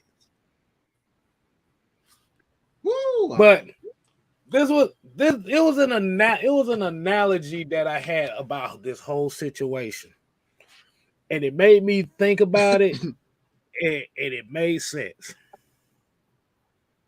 When we spoke on this Lamar Jackson thing, to be honest with you, and this is my personal opinion, it was never about the team. Nope. The analogy is you would date an IG model and adopt her kids, but you'll throw your own kids out the window just because she looks good. Damn. This is exactly what is going on. You would give your kids up for adoption and adopt that IG model's kid just because she looked good. I'm about to go get my tambourine. And I asked the question too, and I remember we did the live too, and I said the agenda was to put him here. You had 7 other teams that needed quarterbacks. Right. Why the fuck that Atlanta was the only name that popped up? And at least 4 of these teams had enough cap space to get them. And those 4 teams said they didn't want them either. Because like you said, talking shit about the Falcons makes a lot of money for lazy people, and I'm gonna call them lazy. So I'm talking analysts and content creators. Y'all lazy. So what happens is we got draft picks and we got capital. Like I said again, y'all don't want to have to contend with us at all. Period. So y'all figure, hey, we figure they need a quarterback. Give it to the Falcons. Give it to the Falcons. And then it's like, well, if we keep them in cap hell and they keep going on this carousel, they won't get defensive players. They'll continuously be in the same position they were, and then we ain't got to worry about it. So I can keep making my money talking crap about it. Yeah. So, and that's the problem. Y'all enjoy us being on a quarterback carousel. Because half of y'all know good and well that money was going to drain the Falcons. They weren't going to have no draft picks. And we were going to be shit out of luck for the next 5 years. All right. So, like you said, basically what we're saying here is let it fucking go. Team, if these people want to build this team differently than what we're used to, what's the worst that can happen? We win.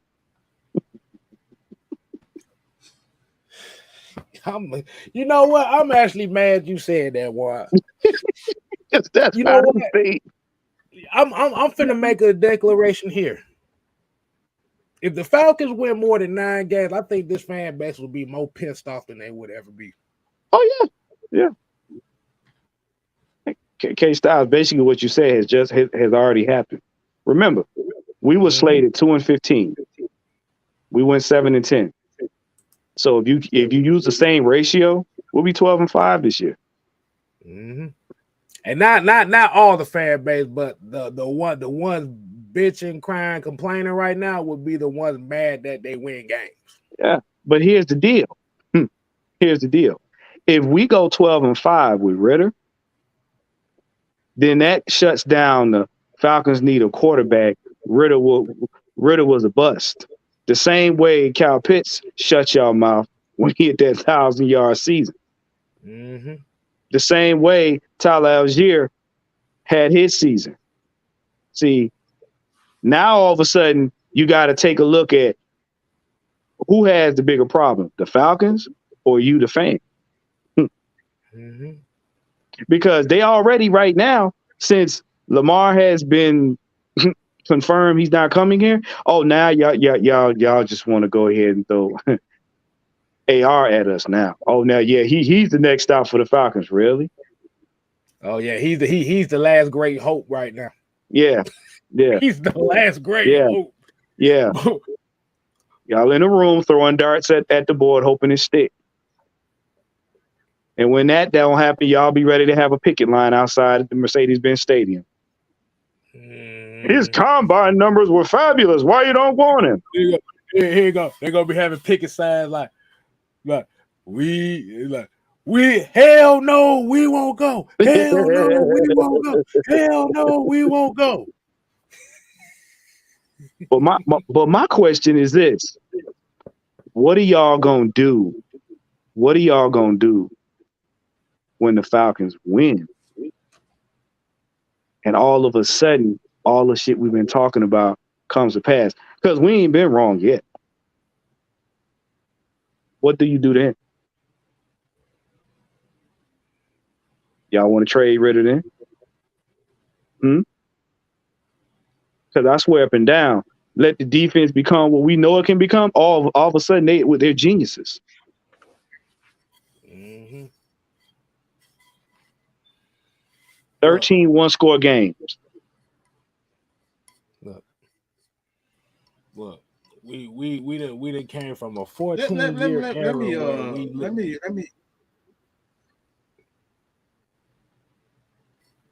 Go ahead. What you got? Oh boy. So this is where we keep saying this. We keep saying this time and time again. We literally just saw the same offseason where not one Atlanta Falcons content creator, journalist, whether it's Torrey McElhaney, D-Led, Jeff Schultz, anybody who works for the Michael Rothstein, neither one of these guys have said this has been a real possibility. Okay? This is the second time that this has happened. The first time was with Deshaun Watson. I don't know why people keep saying this thing right here. I think it was the fact that they went after Watson. Plus, the national media doesn't think as highly Ritter as most of Atlanta fan base does. Who gives a shit? Look, this is really important to say because they lied. They lied time and time again. The national media just got caught in a lie today, saying that the Falcons were in it. The Falcons, Diana Rossini literally said from her mouth that the Falcons were never in it from the very beginning.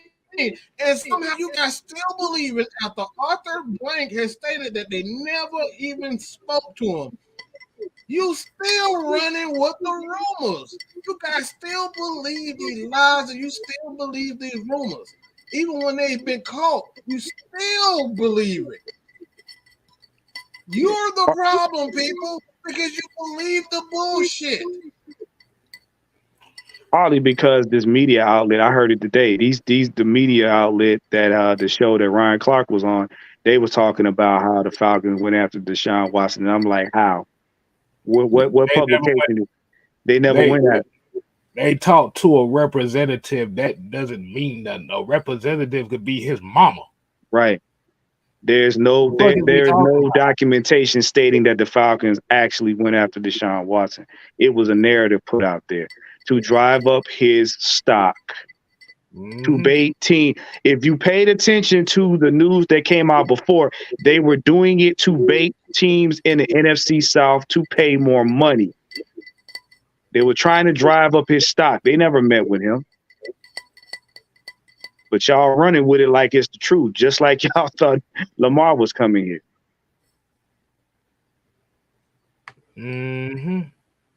Yeah. Like I said, when they said they talked to a representative of Deshaun Watson, they never clarified who the hell that representative was. Right. If they never clarified who the representation was, did they really go after Deshaun Watson? Because I'm pretty sure Arthur Blank ain't gonna sit up there and lie for no fan base. He'd have told you straight up if they'd have went after him or not. Well, a billionaire. He a billionaire. What? He ain't got nothing to lie about. You see his suits? That's all need to be said. Yeah, but like you said, when you have Brandon, when you got big news like that, and you start saying sources, but you ain't got no actual sources, or you're not putting names out there. And that's where a lot of these people are getting kind of jacked. Because now you got these folks like Sports Talk ATL who's out here pushing this shit again. Motherfuckers coming after them talking about you stupid son of a bitch. They Camerino, they doing the same thing too. All this, I got my sources, big bank, little bank energy they got.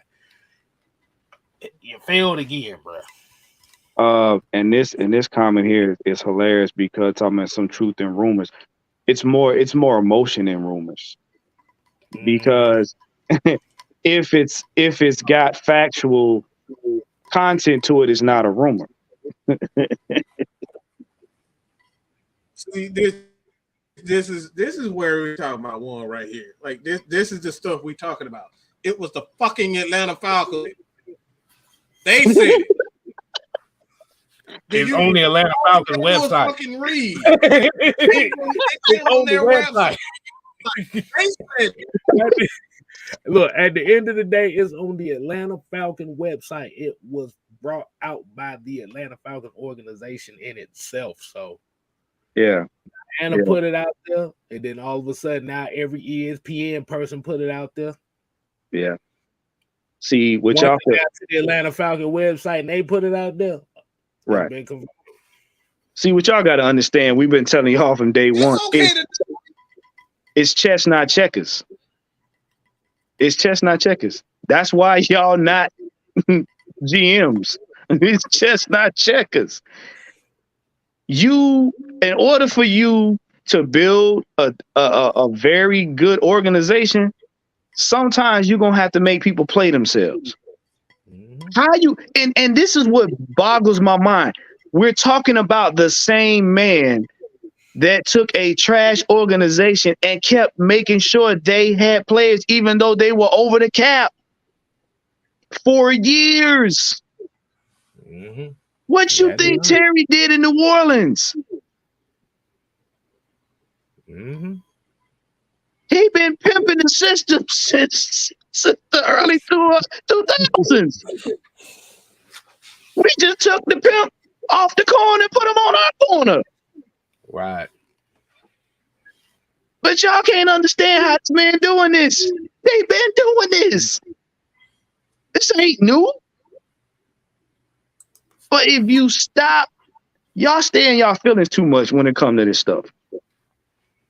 Like Mike said, them Falcons don't give a shit about what we think. They gonna do what's in the best interest of them because they the ones got the money and they the ones got to answer for it. See, this is what I'm talking about. Y'all see this on the screen? I see it. See, 12 and 5. Now, if this was a quarterback that he liked, he wouldn't be saying the same thing. But let's break this down. 12 and 5 with Ritter doesn't mean Ritter is not a bust. Sir, first of all, the word bust and 12 and 5 are contradictory. Mm-hmm. Any quarterback that goes 12 and 5, I don't care if you like them or not, are not a bust. Because if that was the case, if that was the case, then Lamar Jackson's one MVP wouldn't make a damn difference. Now, would it?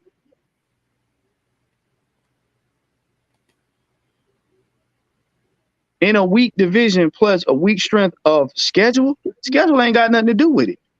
You gotta be who you beat. Right. Schedule ain't got nothing to do with it. But the fact that you're saying 12 and 5 and bust in the same sentence, you just discounted your own point. Hold on. I got a question there. So I know this is gonna be impossible because motherfuckers are smart asses out here. Let me ask you a question. Y'all University of Georgia fans, right? We can say majority of people here University of Georgia fans. Am I correct? Hey. So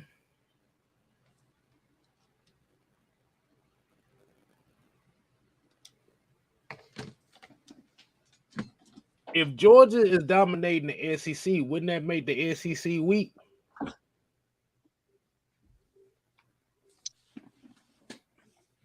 Well, I mean, it's Georgia, Alabama in the SEC championship game damn near every year. Just by that logic right there. Can I go one? That would make the SEC a weak division. If the same two teams is always in the championship game. Can I go one more ignorant that's closer to home? Right. What was the Tampa Bay Bucks record the year they went to the Super Bowl?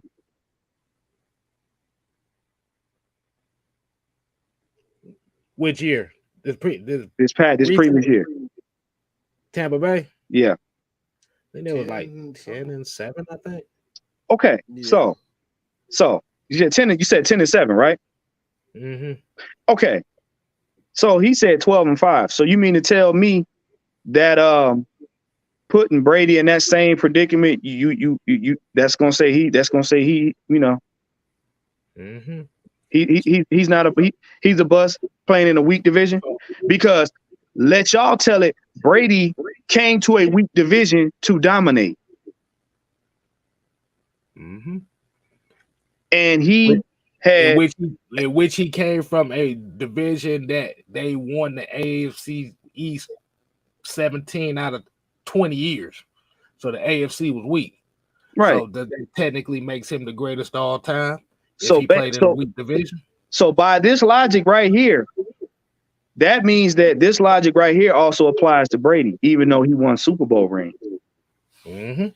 Because you're saying doesn't matter the record, he could still be a bust. So that means that even though Brady got rings, he's still a bust. By this right here. But you're not gonna say that because you're gonna say, well, he got a ring. Well, his record was 10-7, and they went to the Super Bowl and they won. But he ain't a bust. He's y'all GOAT, right? See, but the thing is, you have to remember with Chuck. See, Chuck is big on Anthony Richardson. He wants Anthony Richardson. He wants Lamar Jackson bad. So anybody else that was the quarterback here, the thing is I don't want him. Yeah. This is how he thinks. He's been on this show before, and just by the way that he spoke, I can already tell. Well, like you said, See the thing with him is if this was Anthony Richardson in that same situation, he's not going to have that same energy. No. See, if let's say the Falcons do draft Anthony Richardson and you give him those same 4 games Desmond Ridder got and he put up them same numbers. Is he a bust? Are you going to have that same energy for Anthony Richardson that you got for Desmond Ridder? That's a question I want to know. Oh, well, K-Style, see, here's the deal. Here's how they back out of that. You put Anthony Richardson in that same situation with them same numbers, then what they're going to do is they're going to shift blame to the team. See, I'm not going to sit up here and say I don't like the person that I like. I'm going to now blame the team for him not getting where I think he should get. But you put the man that I don't like in that situation, oh no, he's a bust. Mm-hmm. If you don't like Ridder, like you said, just say that. Just say it, man. Like I say, it makes your life a little bit easier. So that's my question to Chuck. So if you put Anthony Richardson in that same situation as Desmond Ridder, and they do the same, and it's the same as that situation, are you going to judge Richardson the same as you would Ridder, or are you going to give Richardson a pass because that's the guy you want? I take answer number 2 there, Alex. And I'm waiting on an answer. I'm going to be waiting on an answer. That motherfucker can't even right here. That motherfucker can't even spell his own damn name. How the hell he gonna write answer that question? Mm-hmm. See, we're not surface content creators. Nobody on here has a surface mentality, which means you're not gonna just hit us with a benign question, and it's just gonna be what it is. Mm-hmm. If you're gonna come at us with something, you better make sure it's something that's gonna make us think. Because I'm gonna just say it like that, if we have a mindset like this for every quarterback, there would be no superstar quarterbacks. Not for the original team that they was at. Nope. Oh man. Justin Herbert's first year. Bunch of blown leads. They won like 7 games. Joe Burrow got hurt his rookie year. I think they only won like 1 game. He only won 1 game that year before he got hurt. Now, Chuck, you need to answer my question. If Anthony Richardson was in Ridder's place, would you have the same energy? Nigga, you can't avoid the question. And I had to say it like that. Nigga, you can't avoid the question. We ain't got to lie, Craig. Now, I hate to have to say that on the show, but damn it, I needed to.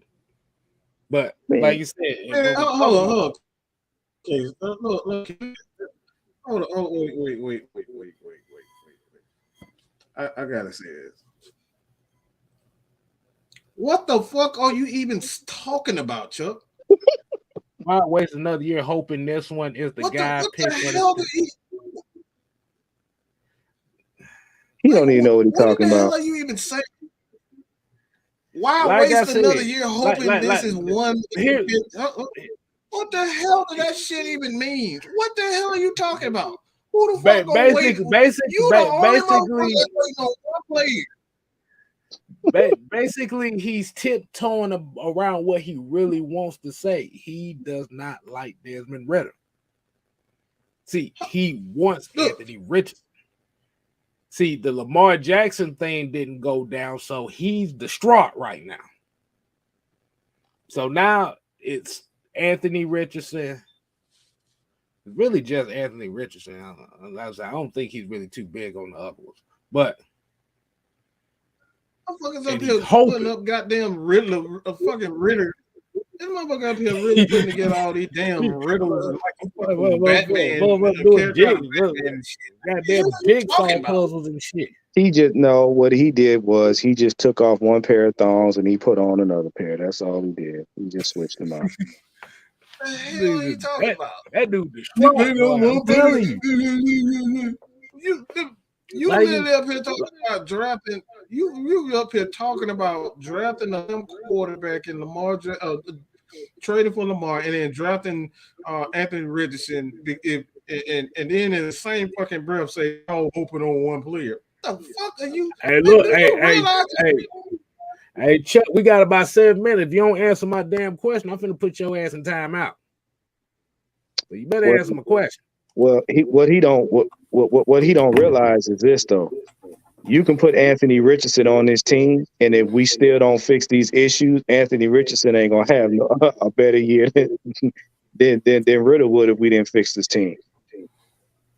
Because the one thing that your quarterback is not going to be able to overcome is a bad defense a lot of times. Mm-hmm. And I know somebody can disagree with me, but you got to understand if having a team around you, especially a rookie, now mind you, I'm saying a rookie. Right. Saying a rookie now. So those y'all don't get it misconstrued. Mm-hmm. He has not played one game in the NFL. He don't know the speed. You don't know what team he's going to be on. You don't know if he's going to fit the scheme. If you put him on a team that is not ready, he going to have the same rookie issues of any other quarterback that you can bring out of the draft on a team that's not prepared to win right now, that don't have everything in place to take you to a championship. And you got to understand, every rookie has a learning curve. You can't get around it. Even Mahomes had a learning curve, as great as he is. See, but the thing is, he won't answer the question because he knows his biases is going to show. It already showed. He's going around the question, like you said. It already showed. Motherfucker, I ain't skinny up here, so you can't miss me. Can't miss me either. I didn't ask this question 3 times. And you still ain't gave me a damn answer. Like I said, Alex is telling me not to time your ass out. I'm gonna time your ass out if you don't answer my damn question. You know what? In the corner you go. In the corner you go. No. Okay, K-Styles. Better. What's up? But K-Styles, he couldn't even answer my goddamn question. So how you gonna answer yours? See, he's one of those guys where if the bias, if he knows the bias is going to show, he's not going to answer those type of questions. Mm-hmm. That's what I said. These are a lot of the people that we deal with all the time. Yep. Y'all don't know that. All I said was, if you don't like Ritter, just say it. Just say it. Just say it. It's that easy. Yeah, just say that it. Simple, bro. Just say it's that simple. You talking? You giving all this that tweet that he put up before? I'm like, bro, come on. You giving us all nothing to do with it. You giving us all that ramen noodle language. Nobody care about that. Just get to the point. You don't like Ritter. You want another You want another quarterback to be put in the same position Ritter's in, only to give him a pass to turn around and make excuses for why he ain't producing, because then it'll be the team's fault. He done switched it now. He a CJ Stroud fan. Now he's CJ Stroud. Guess what? Guess what? See, guess what? CJ Stroud would face the same thing. CJ Stroud would face the same thing. You got to understand, none of these are professional quarterbacks in the NFL yet. They would face the same fire. Doesn't matter. You want to get Bryce Young too? Bring him on in here. Ellis, if he come on here, he gonna get the fire. That's fine. I got some time. All right, Chucky boy. This is for you. Just for you. You don't answer some questions, bro. You don't answer my question. I let you slide the last show. Come on in the room. Come on in the room. I don't want to hear that bullshit of how you admire the show. We done heard that shit a billion times. Answer the fucking question. Every time we hear that, we already know. We already know that is on fake, false. That's fake. We already know what the real is. Thank you, everybody who support us. Okay, we really appreciate it. But I don't want to hear that bullshit. We appreciate that. But the thing is, the ones that always come on here that got like rapid fire talking shit about us behind our back energy, and then come on the show and talking about I'm big fans of y'all. Oh, we know who you are. We thank you. We appreciate it. And thank you. We appreciate you watching us. Really, people don't understand. We got eyes on in the sky. We got snipers on the roof too. Well. See, what y'all gotta understand is we thank you because education sometimes is only gonna go one way. So yeah, we glad you're here to learn. It's all right. We thank you. We thank you. There's nothing wrong with being humble enough to learn. We don't know it all either.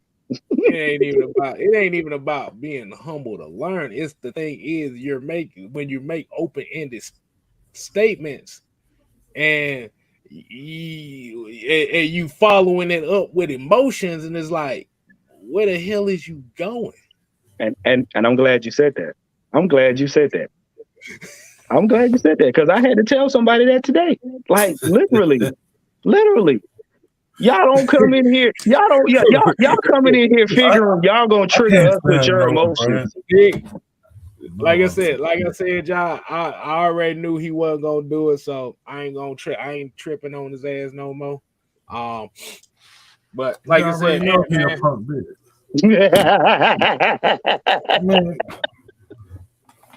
I'll about to say you doing just like the last folks that the last folks that stopped watching us started doing. Talking shit and leaving. Or making a point, not explaining it, and then leaving. He talk shit, leave, and then come back, and then leave again. Okay. Here's the gag. You can run away. You can turn us off. You can cover your ears. You can go la la la la. The truth is gonna still be waiting on you when you get back. Right in your face, sir. Right in your face. Hey, look, just like a Barry Sanders run. You know he gonna juke and jag all over the goddamn place, but if you stand still, he's gonna come right back to you. Oh, wait. He said he can. Hold on. Okay, come on. Come on in the room. Come on to the upper room. What the hell you taking so damn long for? You come up with a damn excuse. It took you 10 minutes to type that shit. Mike, he may have had to take a shit. You know, people get nervous sometimes. He might have to take a shit. He'll get that man a chance to take care of himself. And Alex, we don't need you coming there capping for this superhero, okay?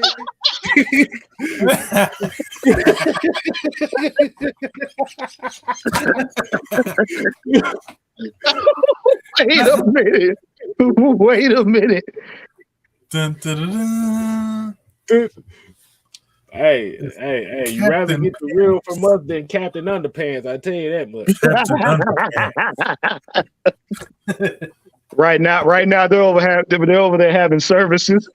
You can donate to their GoFundMe.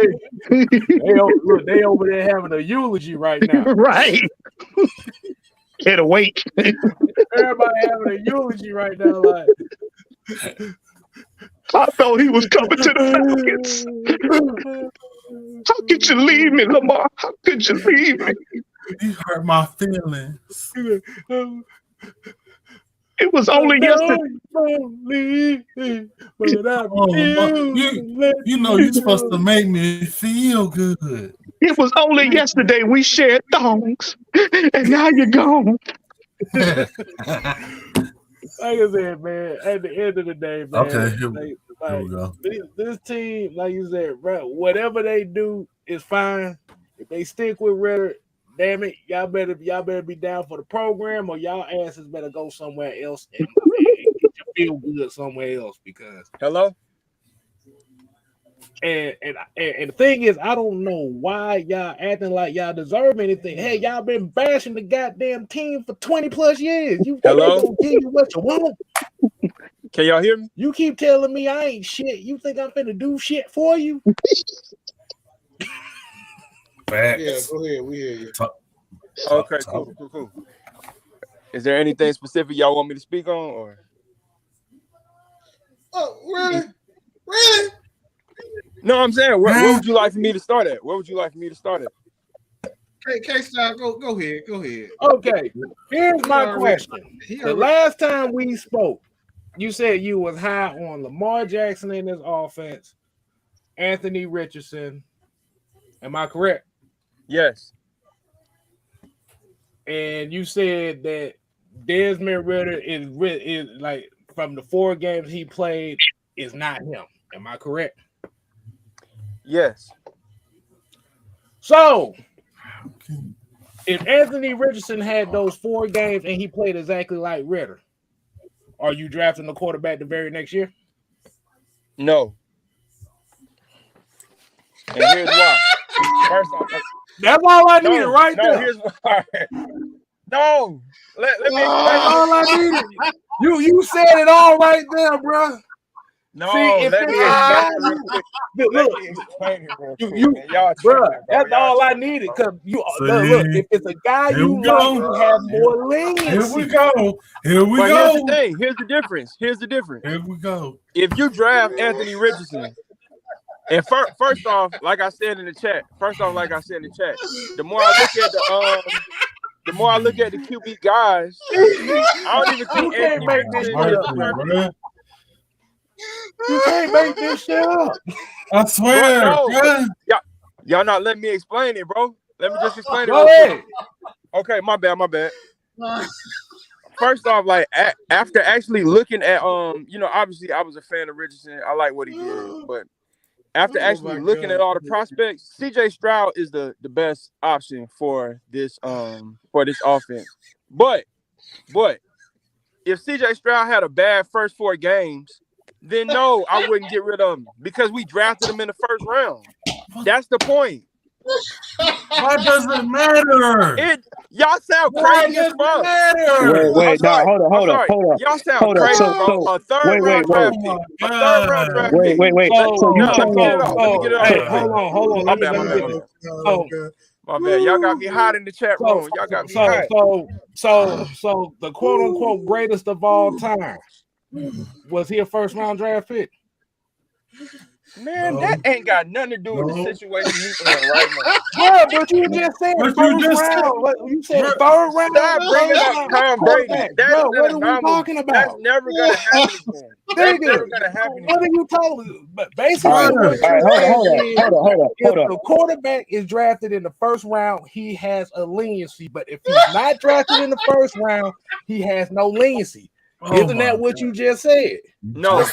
You just said that. No. I'm saying me personally, but that's what I'm saying. Y'all got to take it into context. First off, the motherfucker couldn't beat out Marcus Mariota. How you figure that? Mariota was terrible all season, and he couldn't beat him out. How you figure that? He only played. Hold up.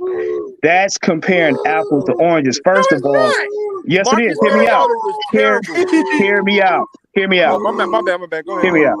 You're saying that Ridder couldn't beat out Marcus Mariota. Is that what you're saying? Yes. I just want to get okay. So, what do you have to go on other than Mariota playing 3/4 of the season versus his 1/4 or 4 games? What else is there to go off of? It's plenty. Numbers, film, you name it. He didn't do good. No. Because here's the deal. Here's the deal. You're basing this off of likes versus stats, facts, and eye test. I can give you instances right now. Y'all are basing it off projections. No. Ain't no projection. That's facts. You're basing off a projection too. No, what the hell do you think you doing? I can give you instances. Okay. So after that Carolina game, which was probably the worst QB performance we could argue some of us have ever seen. Really? The fact that Ritter didn't get in after that game, that don't say anything to y'all. That ain't got nothing to do. First of all, Arthur Smith's excuse was, he couldn't get down some play calling. Really? Okay, whose choice was that? Was that the coach? That's Arthur Smith's choice. No. Can Ritter put himself in the game, or does Arthur Smith put the quarterback in the game? Arthur Smith. Okay. You're basing the decision off. You're basing the decision off the coach. He might not like Ritter as much as y'all think he does. It ain't got nothing to do with like. We've already explained that. You're basing an assumption off of a decision a coach made for a quarterback, not the quarterback himself. We had the worst QB play in the league, and he still couldn't get in the game. Let me ask him this question. I got a question for you. It's I got a question for you. Yeah. It's really simple. It's really simple. Do you know why you draft players? Why would you draft a player?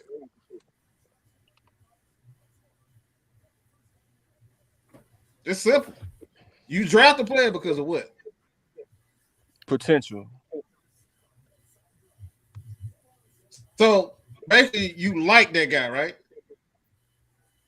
Yes. So why would you just say he don't like Ritter as much as you think he does? Because we had literally the worst QB in the league, and he couldn't beat him out. I'm still trying to figure that out. Can I interrupt on this real quick? Okay, so you had mentioned the Carolina game. So I've talked about Marcus Mariota and Ritter like a lot of times here. That Carolina game, while yes, was a very not so great game by Mariota, it was a very bad game just in general. We couldn't stop the run. Our receivers were in. Our O-line was in. Like we weren't running as efficiently. We were using Kyle Pitts to block in, like legit really good ends. And don't get me wrong, Kyle Pitts is not a bad blocker, but he's not like necessarily strong at the point of attack. So it's not a great matchup. Things just didn't go great all around. Like Chris Lindstrom was getting beat by Derek Brown.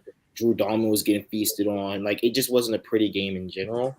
And we were still in the playoff. We were still in the playoff push. And Marcus Mariota looked bad on tape, more so because at a certain point in that game, he was just trying to make stuff happen because we weren't playing well in structure, because whenever we were play well in structure, it would just be 3 and outs. So he started to like just throw stuff up because nothing was working. Now, granted, it was bad. It looks very bad on film. But when I initially watched it, I was like, okay, this somewhat makes some sense. And Art was like, you know what? All right, I'm gonna go ahead and stick with him one more time, or I'm gonna go ahead and stick with him a little bit. We'll say, yo, you can't do that stuff. Don't make a worse situation. Don't make a bad situation worse, which is what he said in his presser, by the way. And he kept him moving, and then he benched him. And also, I'd like to say that I've watched Ritter for the past 4 games, like maybe 20 to like maybe 100 times, if I'm being quite honest with you.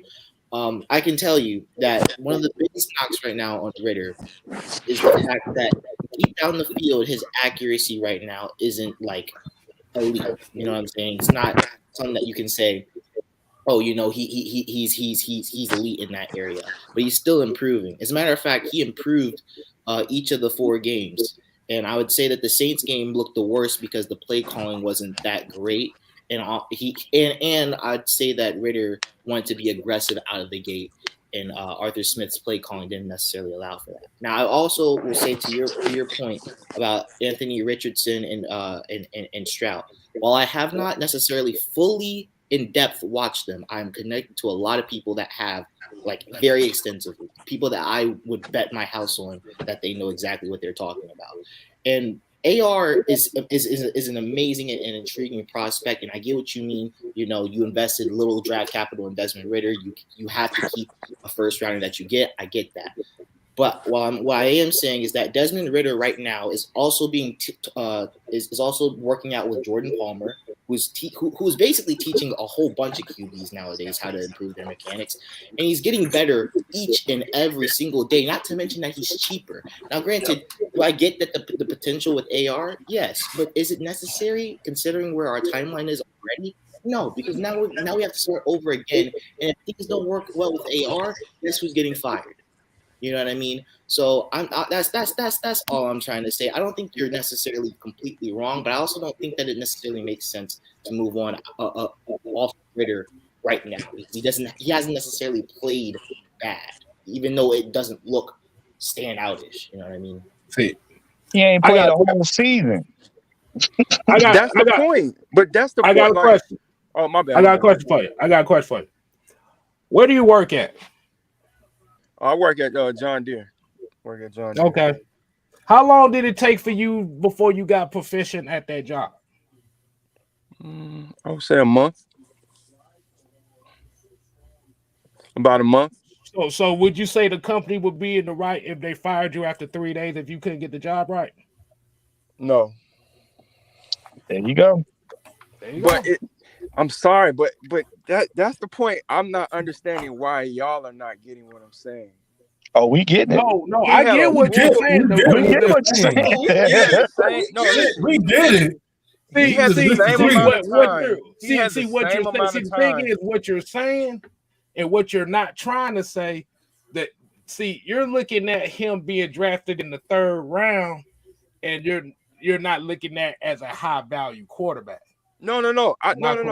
What I'm saying is he couldn't beat out Marcus Mariota. We saw what Mariota did this year. Wait.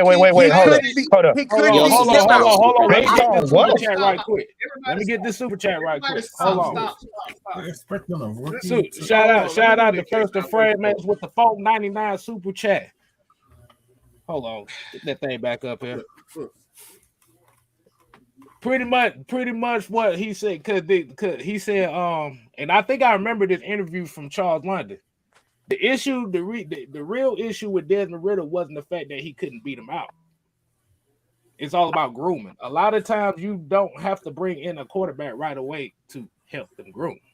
Right. Because think about it like this.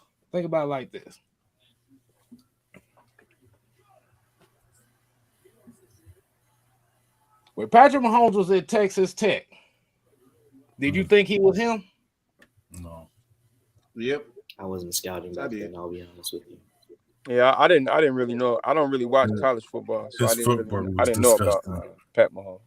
Yeah, man, Mike did. Yeah, I did. Good for you, Mike. You got it.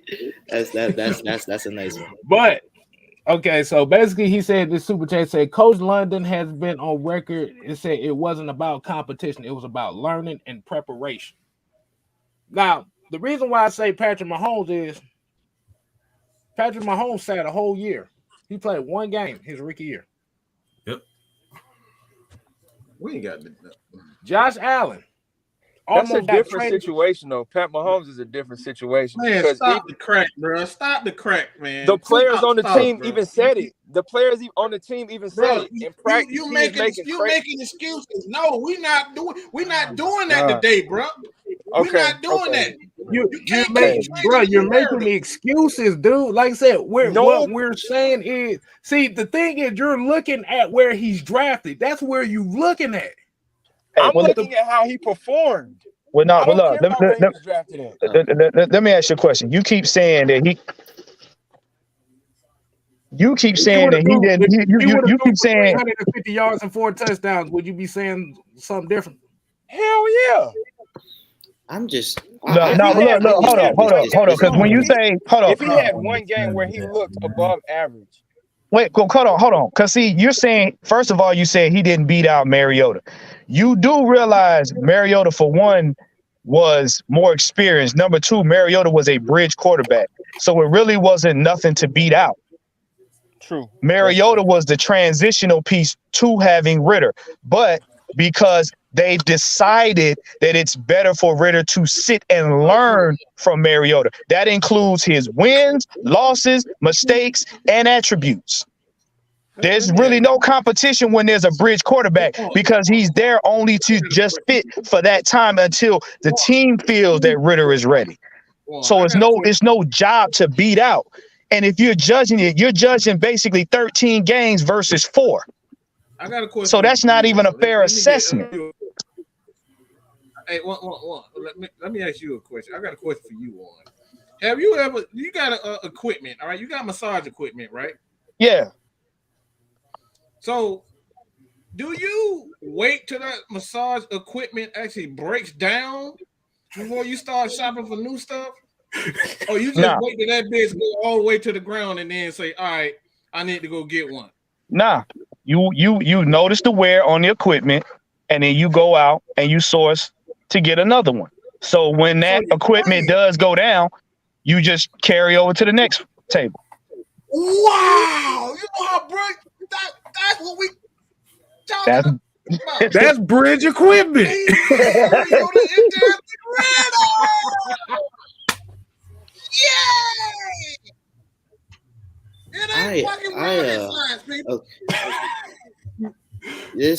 All right.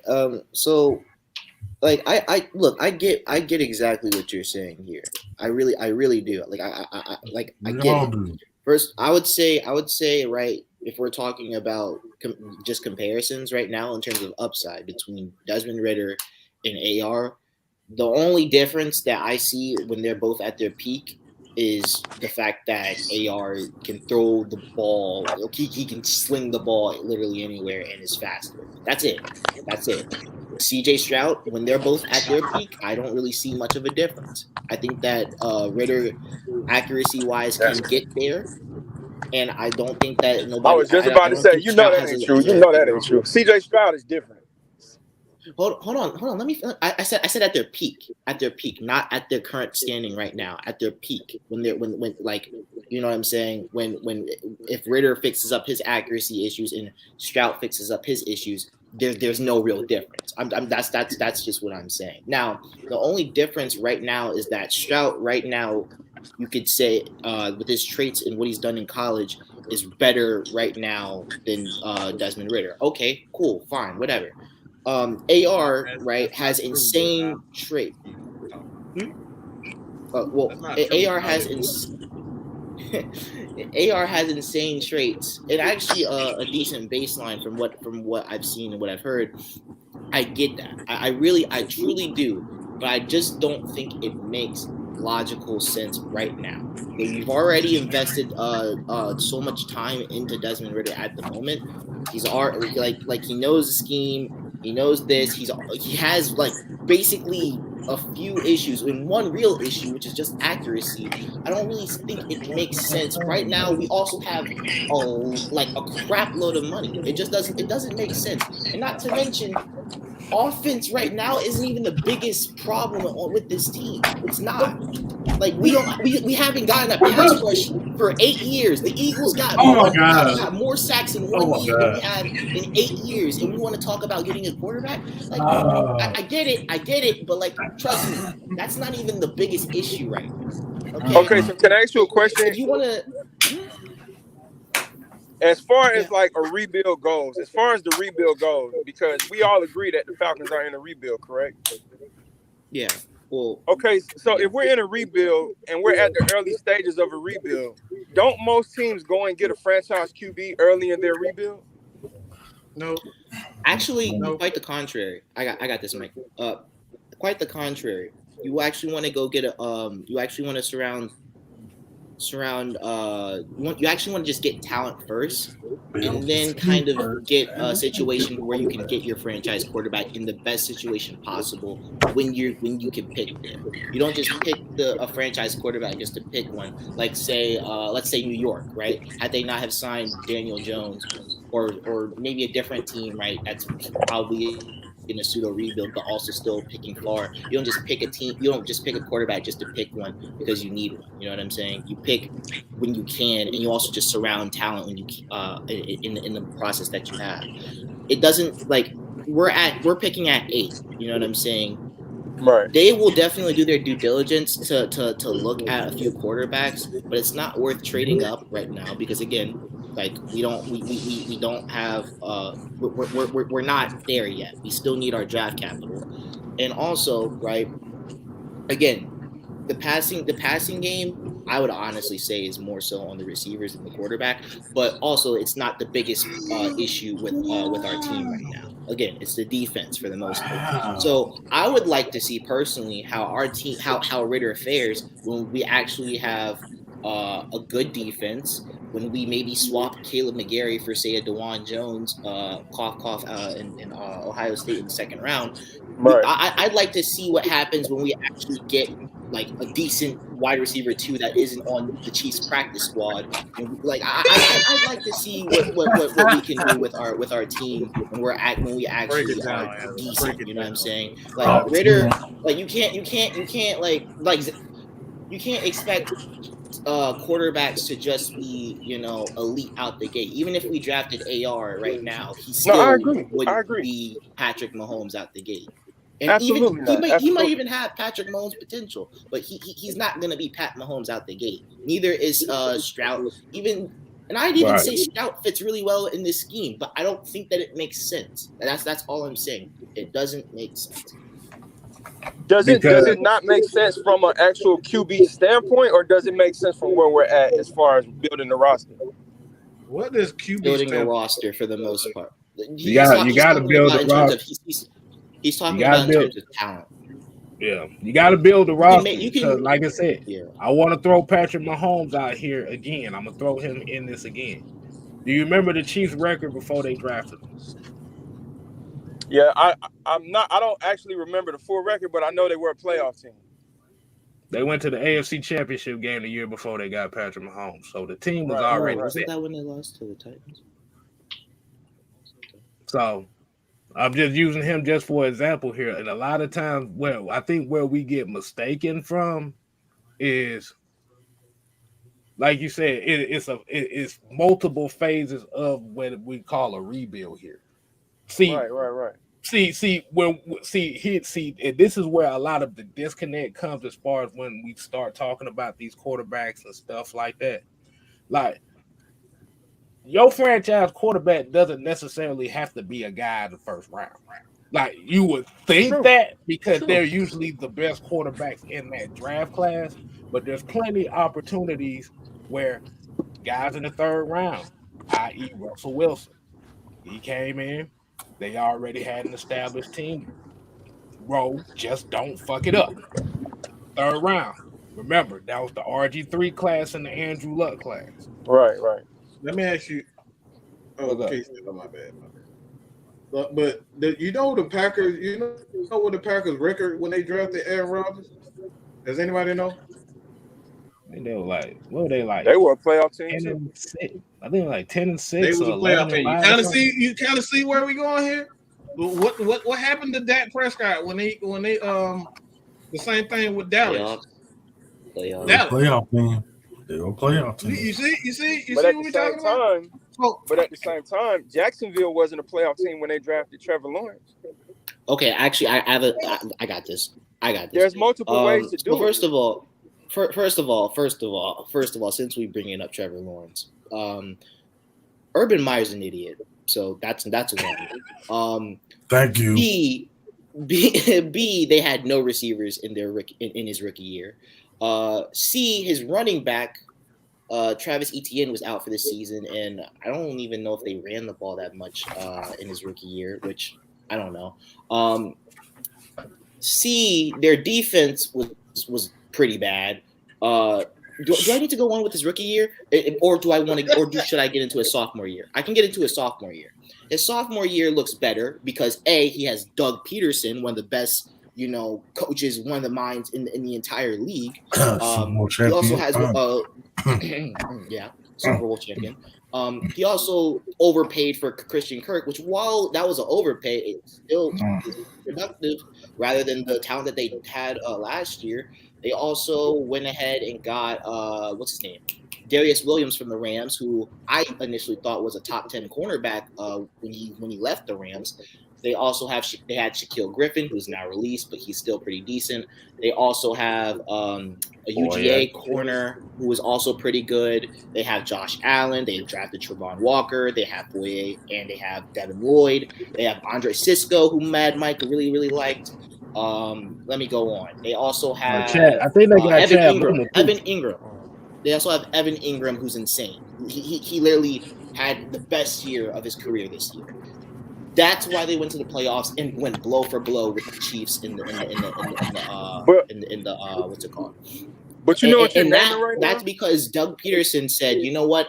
Our team is dog crap. We need to go ahead and fix this. And then on top of it, they now have Ridley, which now just makes things even better. The only way that the Jazz can get better is just by getting a more interior offensive lineman. And quite honestly, right, that's a lot that they had to do in one offseason just to get Trevor Lawrence some help. And they had to overpay for all of that. You get what I'm saying? Yeah. Drafting a QB just because you need it, right, isn't always the best thing. But sometimes you get put into that situation. But in theory, ideally, it's not what you want. It's not ideal. You know what I'm saying? You only do that for the right QB. They went from 100. And see, oh, my bad. No, I was about to say they went from one offseason where they had $120 million in cap space. Now they minus 30 just in one offseason. That's the reason why I knocked around it. Let me say this because I'm sure y'all don't want to. I'm sure y'all don't want to stay on here all night. But like, this is my rationale behind drafting the QB this year. I think this is the perfect opportunity because we have hella free agent. We have hella free agency money, and we have draft picks. They're saying to go from like number 8 from the 8 position to like number 3. It'll only take this year's second and next year's second. But if they wanted to, I would give them both of our seconds next year. So we only giving up a second round draft pick. Bullshit. Where do you hear that from?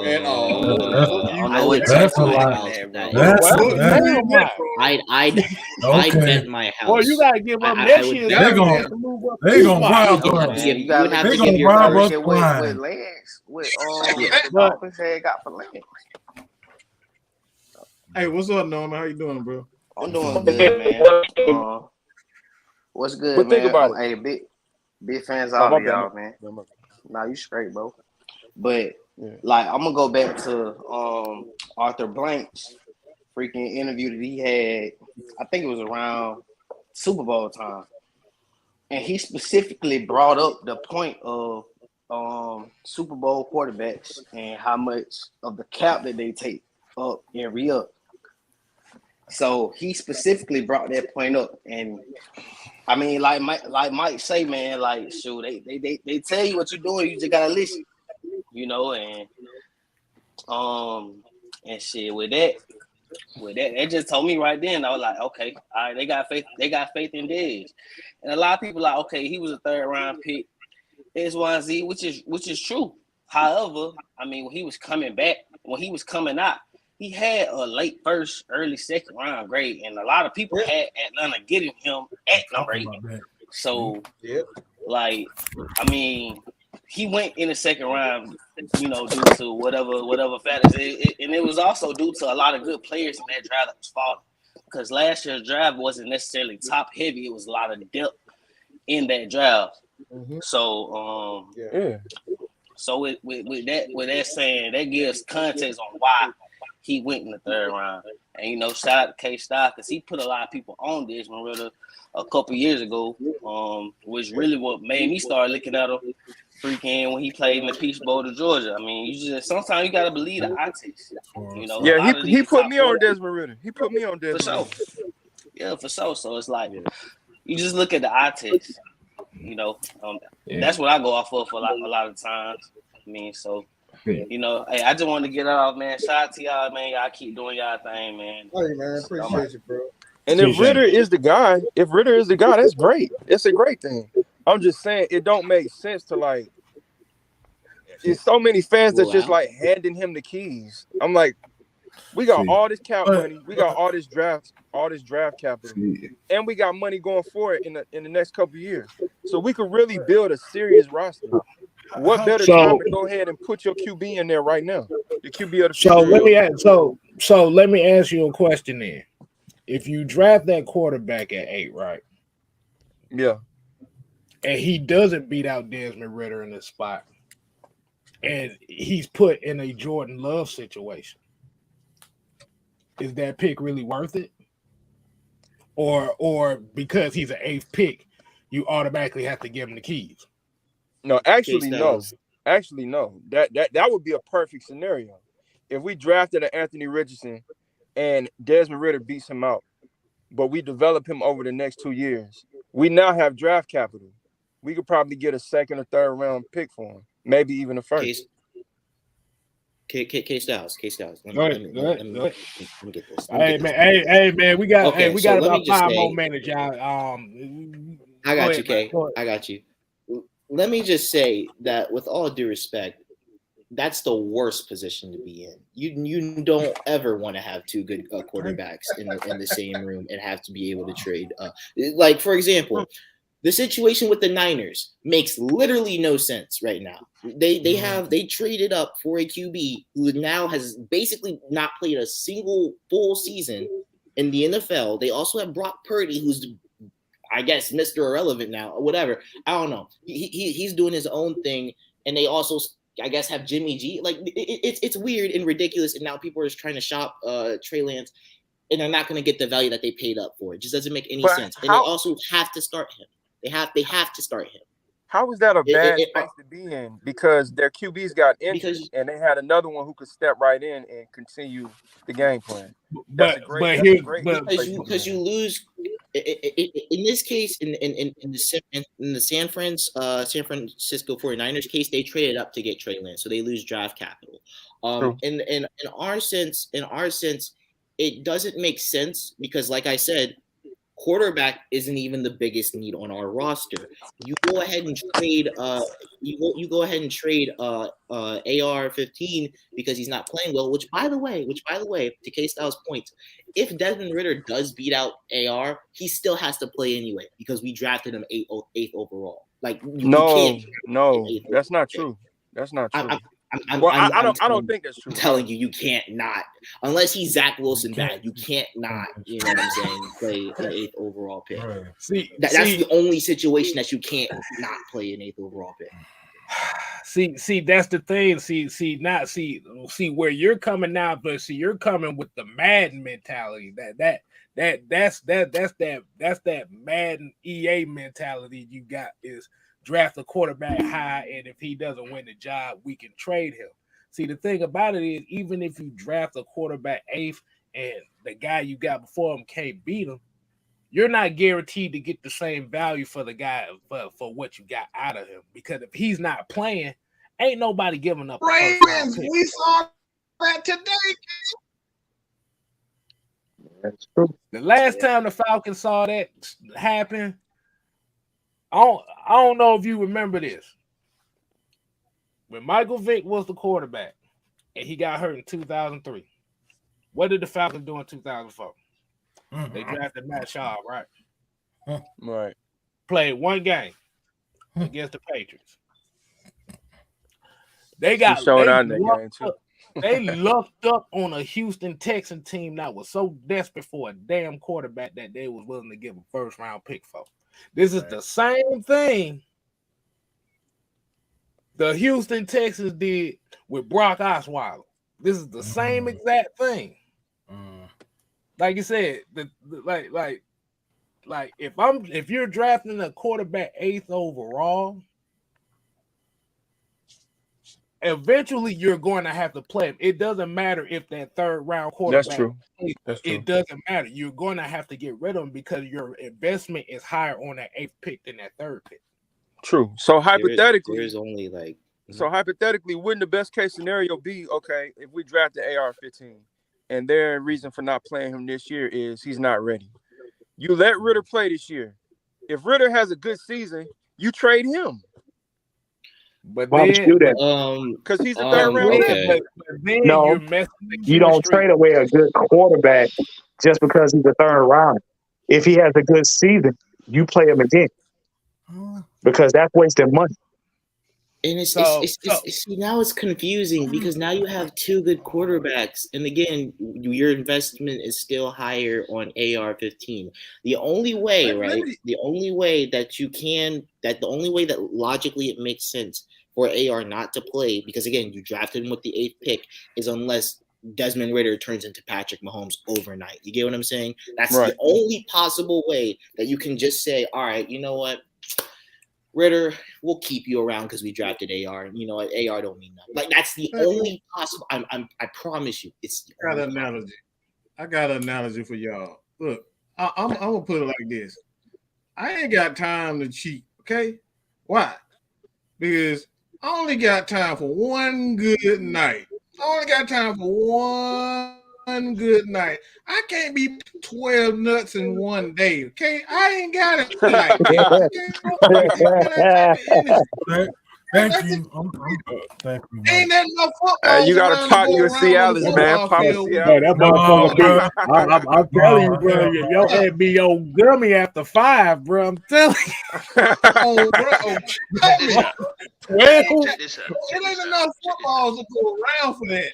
Falcons don't have the luxury to sit back and wait for a quarterback. All right, let's see what this quarterback gonna do with this quarter. Let's do it. Put him in this time. Let's put him in, bro. That's too much. You're doing way too much. That's why it doesn't make that's sense. what they've done. That's what we've had 3 QBs in 3 years. That doesn't. I agree with you. Who's the third one? Matt Ryan, Mariota, Desmond Ridder. And if Desmond Ridder don't work this year and they draft another one next year, that's 4 QBs in 4 years. All right, technically it will be 5 because remember Matt Ryan got hurt and they had to play Matt Shaw. So technically, no, I'm saying I agree with y'all. I wish they would just go ahead and name, if Desmond Ridder is the guy, name him. I wish but they're not going to do that right now. But why not going to do that? Why do you need them to do that for your verification? I don't need them to do it. I don't need them to do it for my verification. But I don't need them to do it for my verification. It's not about me. But you know, we fans just having conversation. But for the sake of the team, if there's any inclination that Desmond Ridder might not be good enough, and next year we're gonna have to draft a QB, why not just bite the bullet and do it this year? No. Okay, how about this? Okay. But you don't know that. So you're going off a hypothetical. That's true. Yeah, that's the thing. That's the thing. That's that right there is the this whole situation is a hypothetical. Because once again, the best case scenario hold on a damn minute. Okay, Blackberry, go for it. Just hold on a damn minute. You done got him. Okay. What none of y'all? Let me tell you what y'all ain't saying. This team had a top 3 running attack. Okay, a top 3 running attack. This team lost more than 7 games that they could have won with one possession. Fucking possession. But we want to get into quarterback experiments. We want to get into spending all the damn money for one damn quarterback. We want to get into those. No.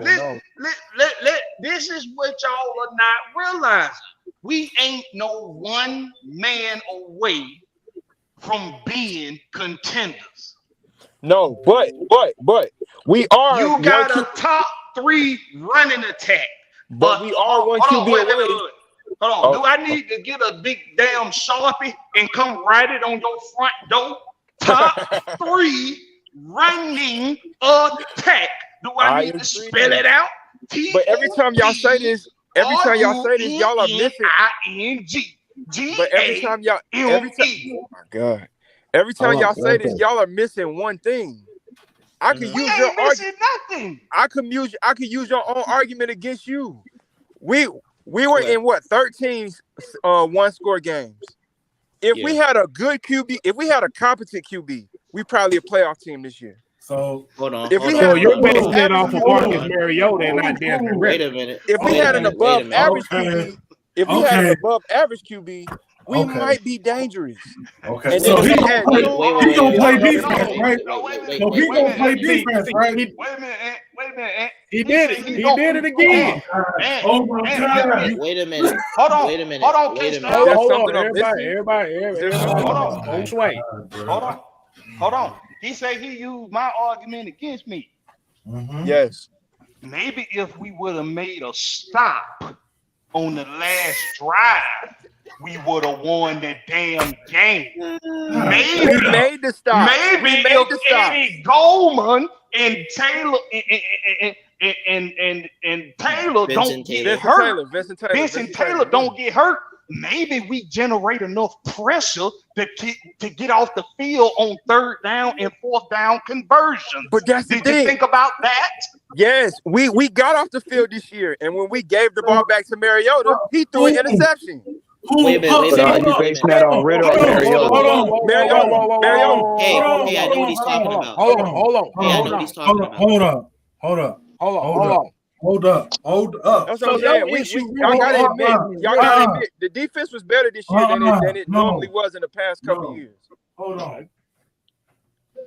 We headed in the right direction. Hold on. Now I remember seeing on more than a couple of occasions we give up 3rd and 15, 4th and 15. Do I really need to go on? I could break it down to you right now. The Saints game. The quarterback is not going to do that. The first Saints game. The Rams game. The first Saints game, if we had an above average QB, we probably win that one. The Rams game, we probably win that one. But how does that translate to Ritter? But how does that translate to Ritter? It's like you're trying to compare Ritter's possible season to Mariota's season. No. It's not about Ritter. I'm just saying, if it's Ritter, if it's CJ Stroud, if it's AR-15, if it's Jacoby Brissett, go and get an above average QB this year. But how do you know Ritter's not an above average QB if you haven't seen him play a full season? He could you don't have enough accurate information to judge him on. You're saying if Ritter doesn't work out, go get another quarterback when you haven't seen Ritter play the whole season. Doesn't make sense. Hold on. No. Hey, That's my whole thing this whole time is not. Wait. I need everybody. I got everybody on mute real quick.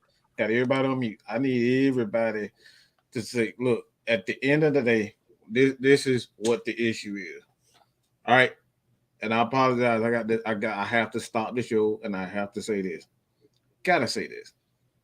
K-Styles alluded to what you don't understand and what a lot of people don't understand. This is a Madden mentality. Quarterback position is the most expensive spot on the roster. You don't have time to sit up here and keep drafting quarterbacks time and time again. Okay? That's not how football works. This is why Aaron Rodgers is right now on a potential trade to the Jets, because they drafted a quarterback and they wasting almost $60 million on 2 quarterbacks. Okay, let me say this again. They're wasting almost $60 million on 2 quarterbacks, one of which has not even started the damn. Okay, he's not even playing. So you're wasting money. It's like buying a new damn car or buying a bunch of fucking Jordans, and all you do is work 7 days a week and working in mud. Why the hell we buying Jordans? You not gonna wear them. That's the whole point. It's simple. This is not a fantasy world. That's not how the real world works. You don't go to the damn grocery store and buy everything in the damn grocery store and say, all right, we got to eat all this shit up in 2 weeks. You don't go to the grocery store and say, I'm gonna sit up here and I'm gonna buy 3, 4, 500,000, let's say $5,000 worth of groceries at damn Kroger and say, all right, we got 2 weeks to eat all this shit. That's not how shit works. So I understand what you're thinking, but that's not how the real world works, bro. That's not how it works. So, like I said, go ahead, K-Style. From that.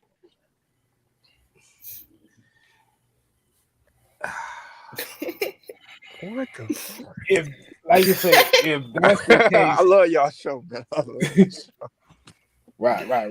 Like I said, if that's the case, if they would have never believed in Desmond Ritter, they would have never drafted him in the first place.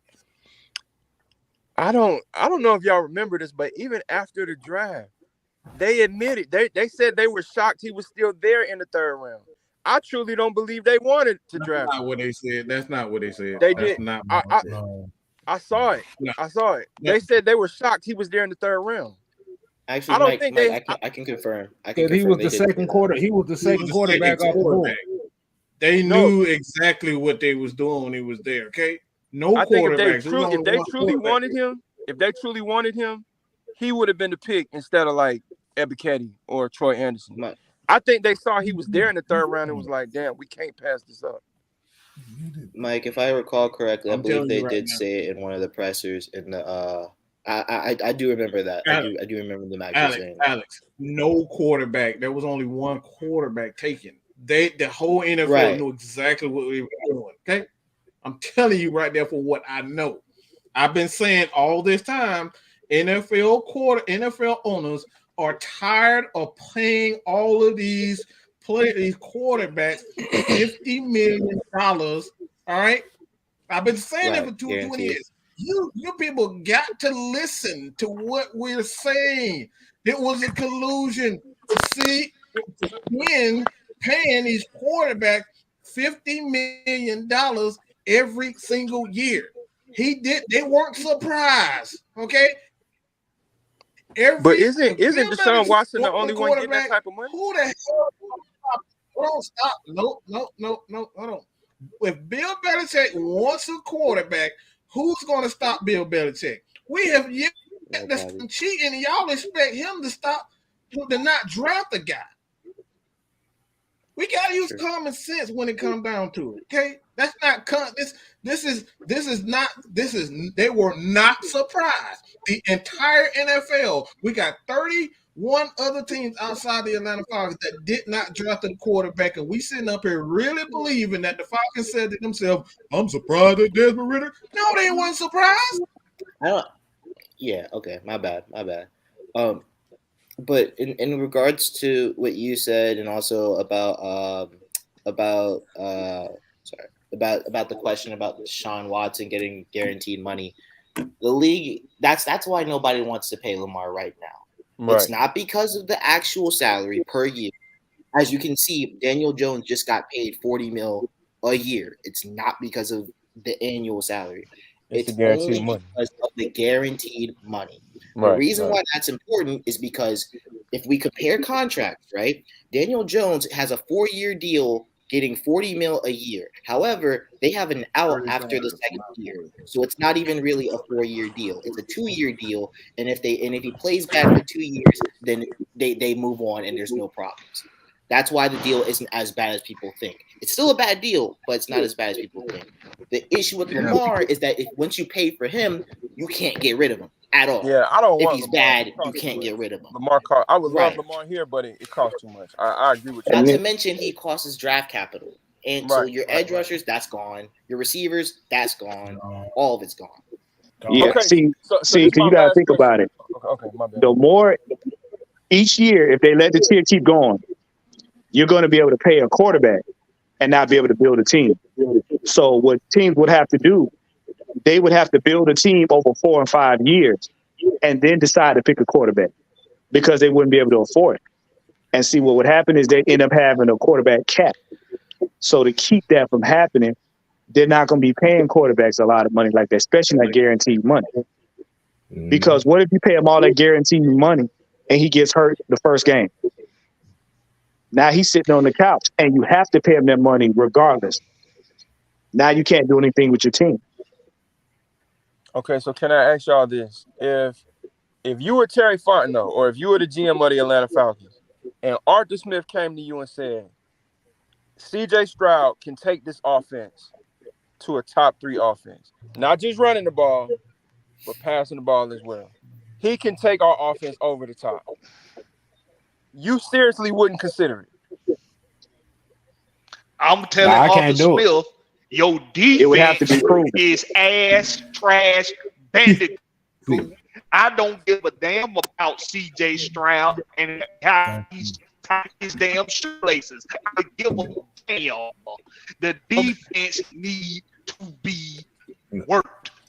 That's Now the what question, we're doing. the question would be too. Let me get this. In the famous words of Knight Rider. Let me get this right quick. The reason why I wouldn't do that, and I've been on record, we've been on record here and said this, if a lot of people didn't never pay attention to it. Yep. This Falcons defense is a lot better than what people give credit for. I agree. I agree.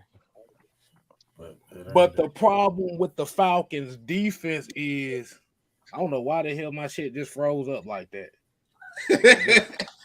I guess that shit telling me, motherfucker, get your ass off the damn thing.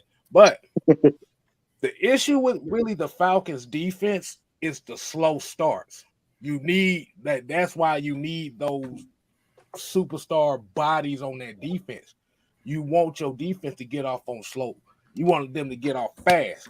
And how you make your offense more effective is your defense starting fast, your defense creating turnovers, your defense getting pressure, and your defense getting sacks.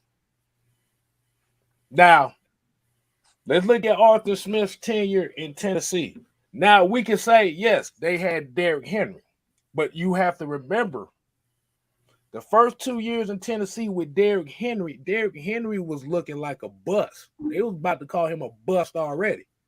The biggest difference was they ran his ass 30 times a game. Right.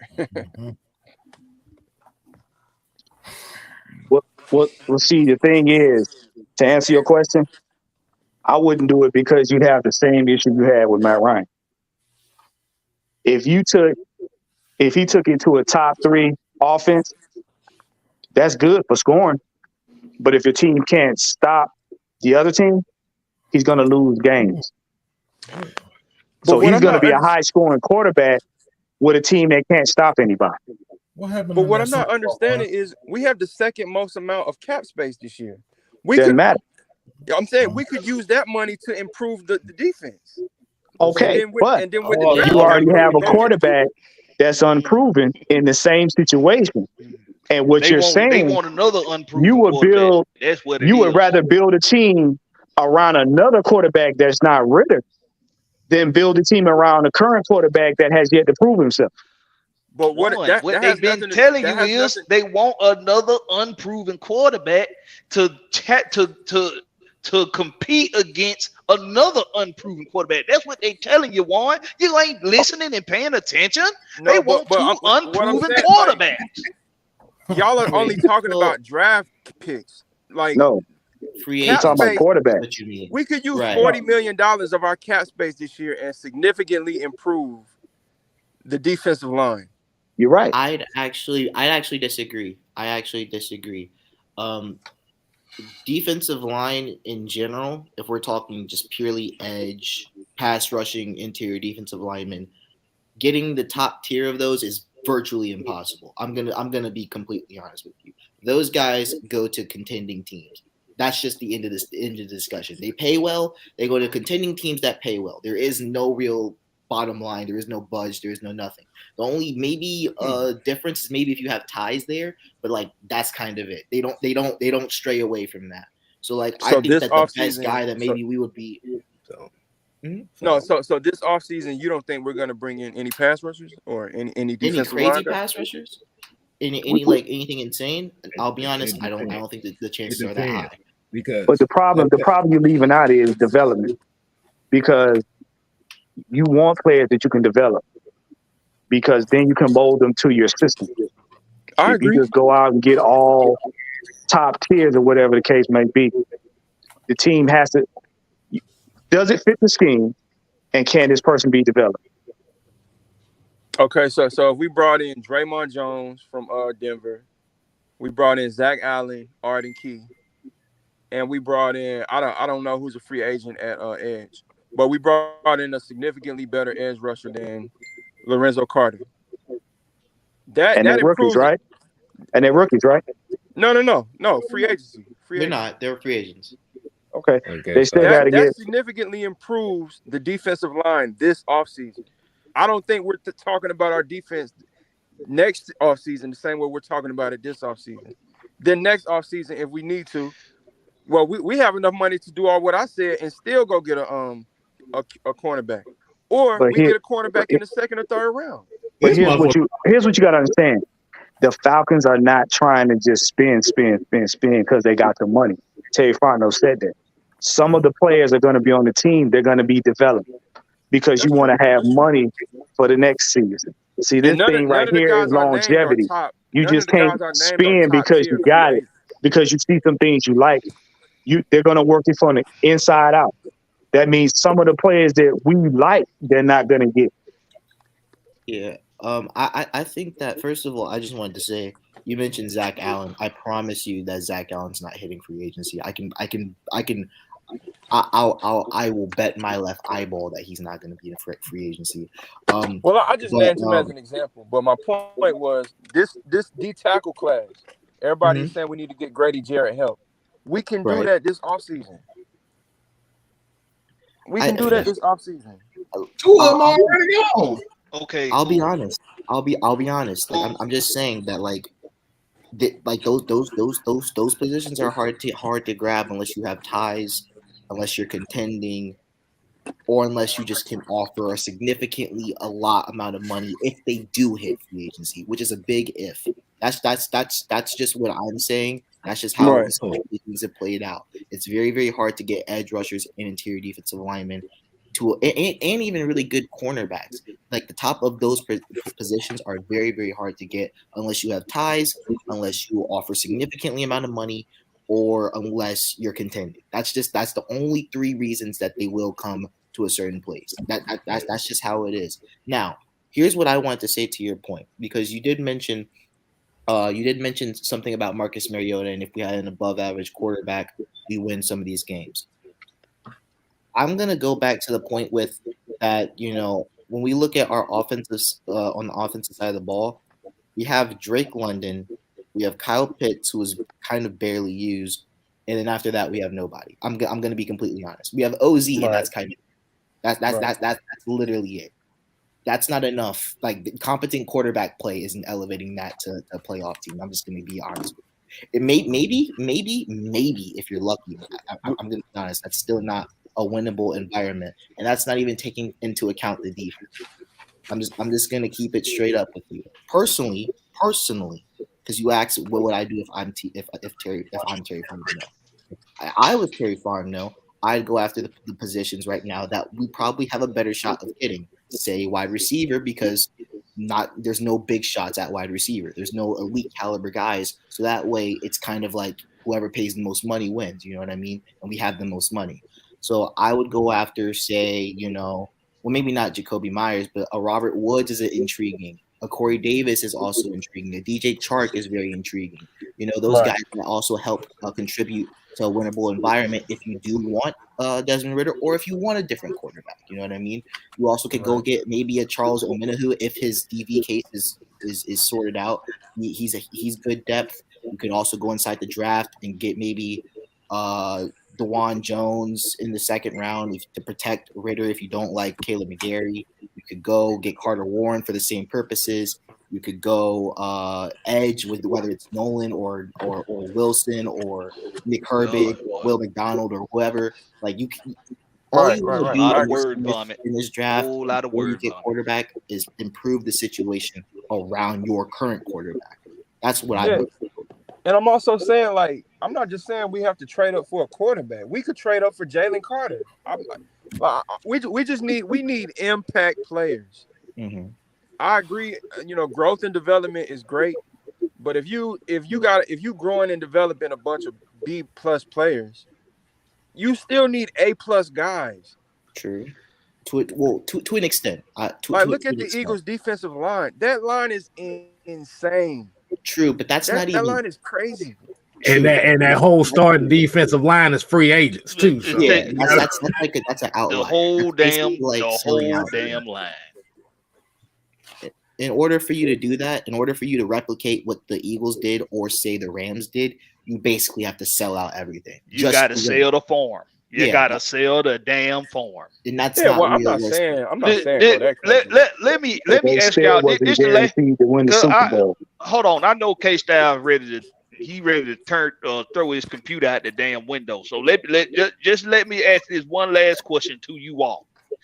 Have you been paying attention to what this organization has been saying, and have you been reading in between the lines? If I'm being honest, no. But yes. All right. Well, that tells us everything right there. Thank you very much. My name is Blackberry, and I don't swing they way for some of y'all in the comment section. God bless. But y'all answers is crazy. But we're gonna go ahead and wind the show down. But I will say this though. Like I said, you got like you said about having a lot of the A+ talent. A lot of times that A+ talent may not necessarily be the high name guy that may come out of free agency or may come out in the draft. It's going to be somebody you have to develop. See, but like you said with the Eagles front, see the problem is now with that Eagles front, Javon Hargreaves, free agent. Brandon Graham, free agent. You got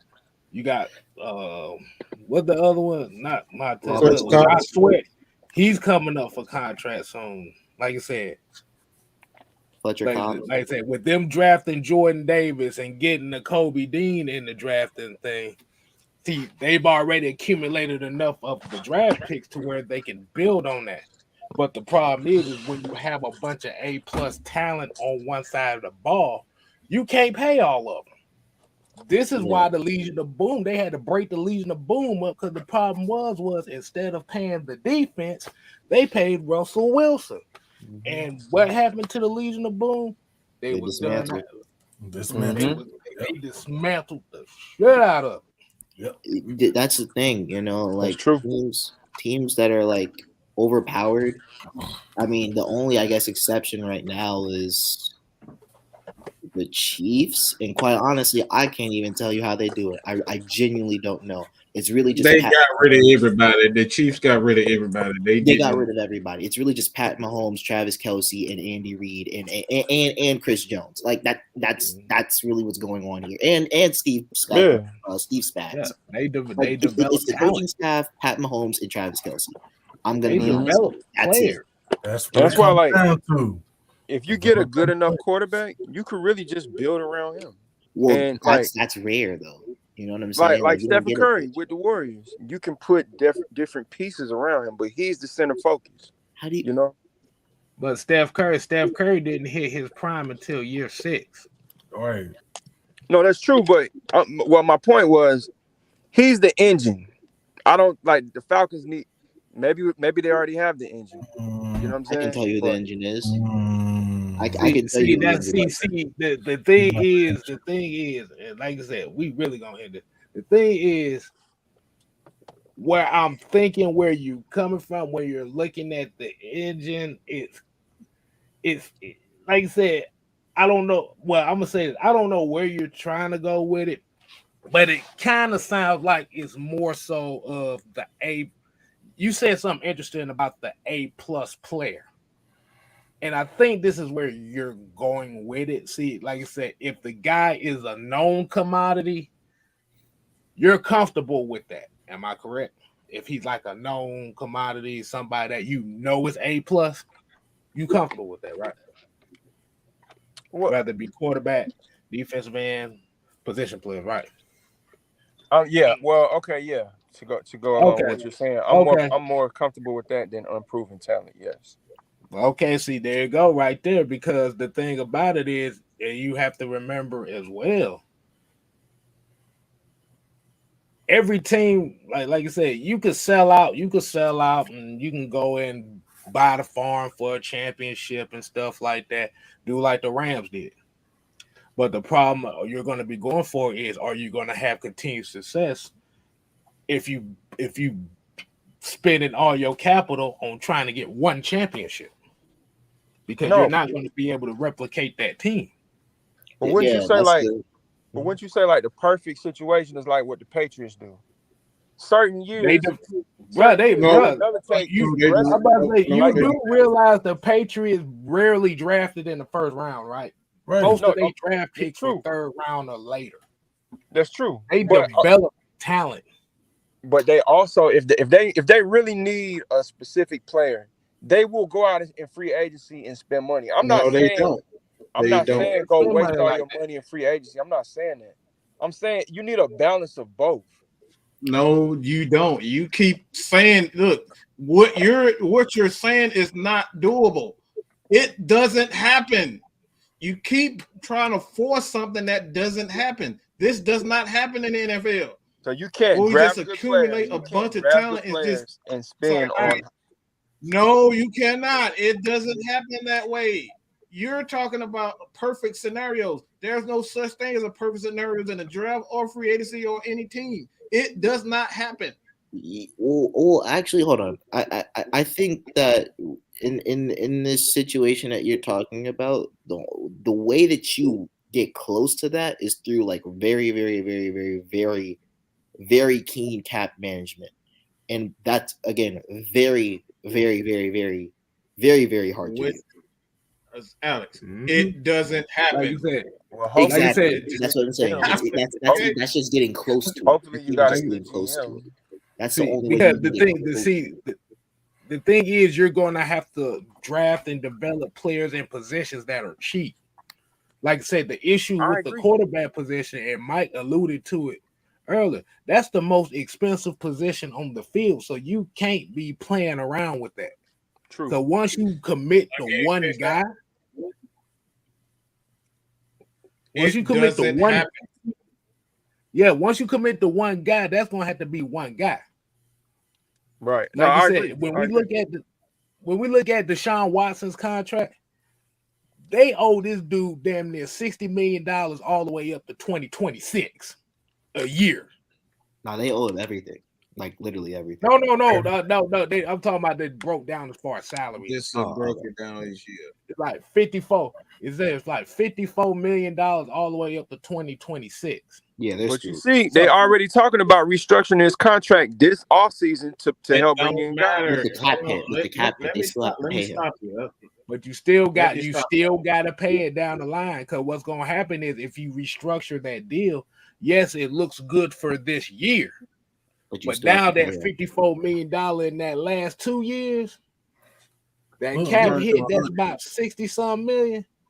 You're going to have to pay him about 75, 85 million that year.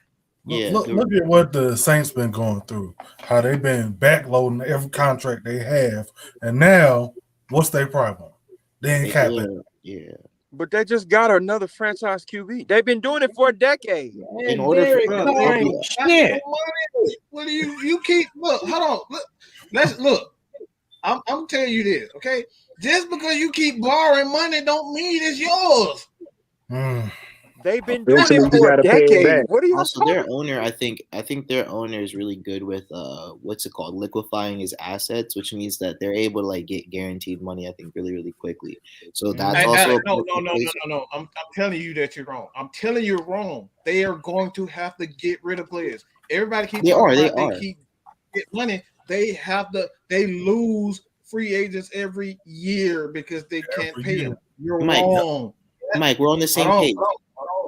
Stop. It does not happen that way. When you got quarterbacks and players that are making $20 million a year, just because you keep restructuring things doesn't mean that you got more money. That means you're going to have to get rid of players, okay? You're going to have to get rid of players. Just because you brought in Derek Carr, that means 3 or 4 other guys on the offense or the defense is going to be gone. Okay? Yeah, Mike. But at the same time, that's why you need to draft good. So when you have to lose players to cap there's no guarantee with drafts, bro. It's a 20% That's chance. my point. That's what I've been saying this whole time. No, the hell you did. You said that the surefire thing is a quarterback in the first round. That is not what you said. You did not say anything about a crapshoot in this draft. Every pick is a damn crapshoot at the end of the day. Your motherfucking 7th round pick may be the best player in your damn draft. We got Grady Jarrett in the 5th round. He ended up being the best player of that draft for us. We got Tyler Algier. Tyler Algier literally just sat here and broke a rookie franchise record for the Atlanta Falcons, and he's a 5th rounder. Nobody expected him to do that. See, the thing with the quarterback position, and I'm going to end it on this because, damn it, I'm tired and I need to go to bed. But the reason why people are more comfortable with the first-round pick is because of the 5th-year option. The 5th-year option is a get-out-of-jail-free card. If you draft a quarterback in the 3rd round and he plays well, you don't have that get-out-of-jail-free card. So now you got to make a quicker decision, and people are not ready for that. The Philadelphia Eagles got to make a decision this year. They're going to have to pay goddamn Jalen Hurts because this is the final year before they have to decide they want to pay. Since he was drafted in the 2nd round, no 5th-year option. This is one of the major reasons why everybody wants quarterbacks in the 1st round. That 5th-year option saves a lot of teams. Yeah. Intangible. I guess everybody. I feel what y'all saying, man.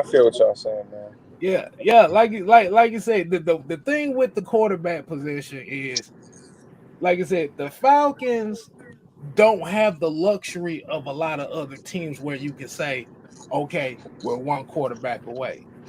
Like I said, the defense is a lot better than what it is, than what it shows. But the problem with them is they don't have enough.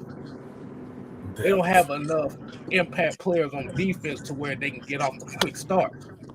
If your defense can get off the field quick at the beginning of the game, it gives you more opportunities for your offense. That's why I said when I looked up when I did the stat before, the Falcons gave up. The Falcons were number 1 in the league last year in points per game in the 2nd half, but they were damn near at the bottom of the league in the 1st half. Yep, that's talent. That's the biggest difference between this defense being better than what everybody expected to taking it to the next level. That's what a lot of great defenses do. They come out the gate like that. And if your defense is able to give your offense more opportunities at the beginning of the game, maybe we talking a different story. Maybe the offense doesn't have to try to play keep up. So at the end of the day, they both have to work well together. They both have to come out strong. See, like you said, if you get a quarterback and you say bite the bullet, that's fine. If he doesn't work out, now you essentially just wasted an 8th pick on the guy that didn't work out. And you could have got another guy that was a cheaper investment and gave you a bigger bang for your buck.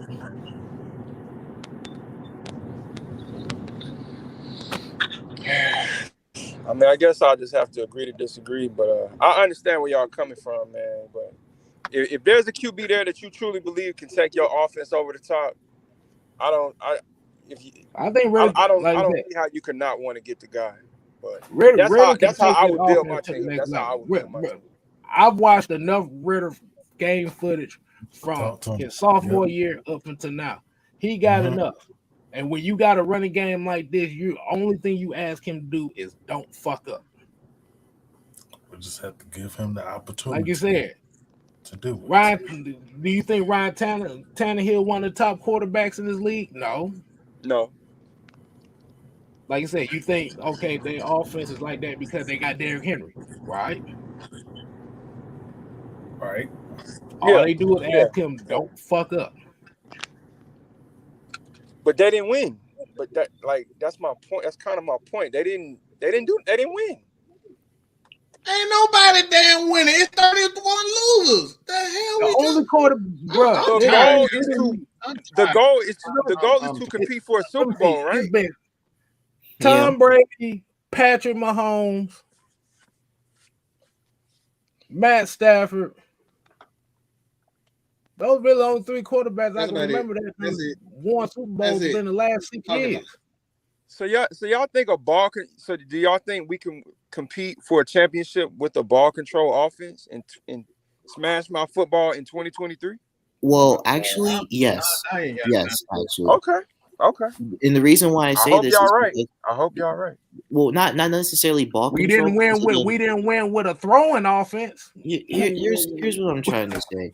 Like, Chuck, to your point, the way the league has gone, right? For example, I'll bring up Kansas City because that's the most recent example, and they also happened to win a chip. Now, granted, it is Patrick Mahomes, but the main reason why they won that game, again, it's not necessarily because they threw the ball, at least statistically, of course. They ran the ball through Isaiah Pacheco and were able to kind of like just win the game through running the ball and also just short passes. And that was more of a schematic advantage through Andy Reid more than anything, rather than Patrick Mahomes slinging the ball 18 times or like 40 times a game. You know what I mean? I'm saying the way that the league has shifted, right? It's not necessarily insanely important to get like AR or maybe CJ Stroud right now, especially when you do have Desmond Ridder, who I think has that potential to at least get to a CJ Stroud level. And also, he's not, from what he's shown this year, maybe it's just how you perceive things. He hasn't been bad. Like, I'm just saying, he hasn't been bad. I think that you can give him another shot. I get it. You want to say bite the bullet right now, but I don't think he's giving you something that you could say, well, we have to cut our losses right now and just go ahead and draft a quarterback. You have a great running game. What you're missing is talent at receiver, and you also miss talent on the defense. If we can get that first, and then Ritter's not performing, you know what I'm saying? Then you cut your losses and then you move on. You could call that a lose-lose situation, but then next draft, you know exactly where to go for. You know what I'm saying? You're in a good spot, and then come next time in that situation, you take that swing that you missed out on.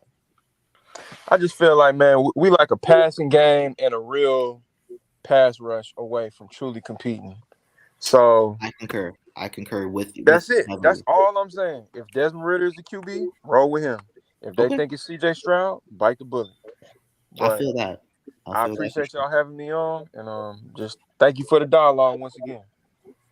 Appreciate you. Yeah. Thank y'all, man. I'm ready to go to goddamn bed. My fucking head hurt. Man, Mike, cool out, man. Go smoke. You want to have you a drink or something, man? I ain't got time for this shit, man. Go get some wine or get some beer or something. Yeah, man. Do something. We all ain't shit at the end of the day. So Blackberry, man. Blackberry, I love you, dog. Blackberry, I love you. Hey, man, appreciate it. Bro, my phone was at 70%. My phone just died. I know I'm on this shit too long. So yeah, until next time, Big people, at too. we ain't Big here at to too. play. I love you, dog. All right, man. Appreciate you, man. Appreciate you. We ain't here to play. We here to stay. You ain't gotta go home. All right, that's what you can do. You can suck a dick. You dramatic. This man up here talking damn fucking fool. I'm tired. It's time to goddamn sleep. Look, Mike. Mike. Damn, it's almost midnight. You tell people, man. Mike, telling us that we dramatic. It's midnight. I let them go. It's almost midnight. I ain't got time. I'm tired, bro. I'm tired. Bro, that was like trying to swim through grits with scuba gear. I'm tired, bro. Acting all slow. I don't think this thing ended yet. Somebody hit the air broadcast for me, please.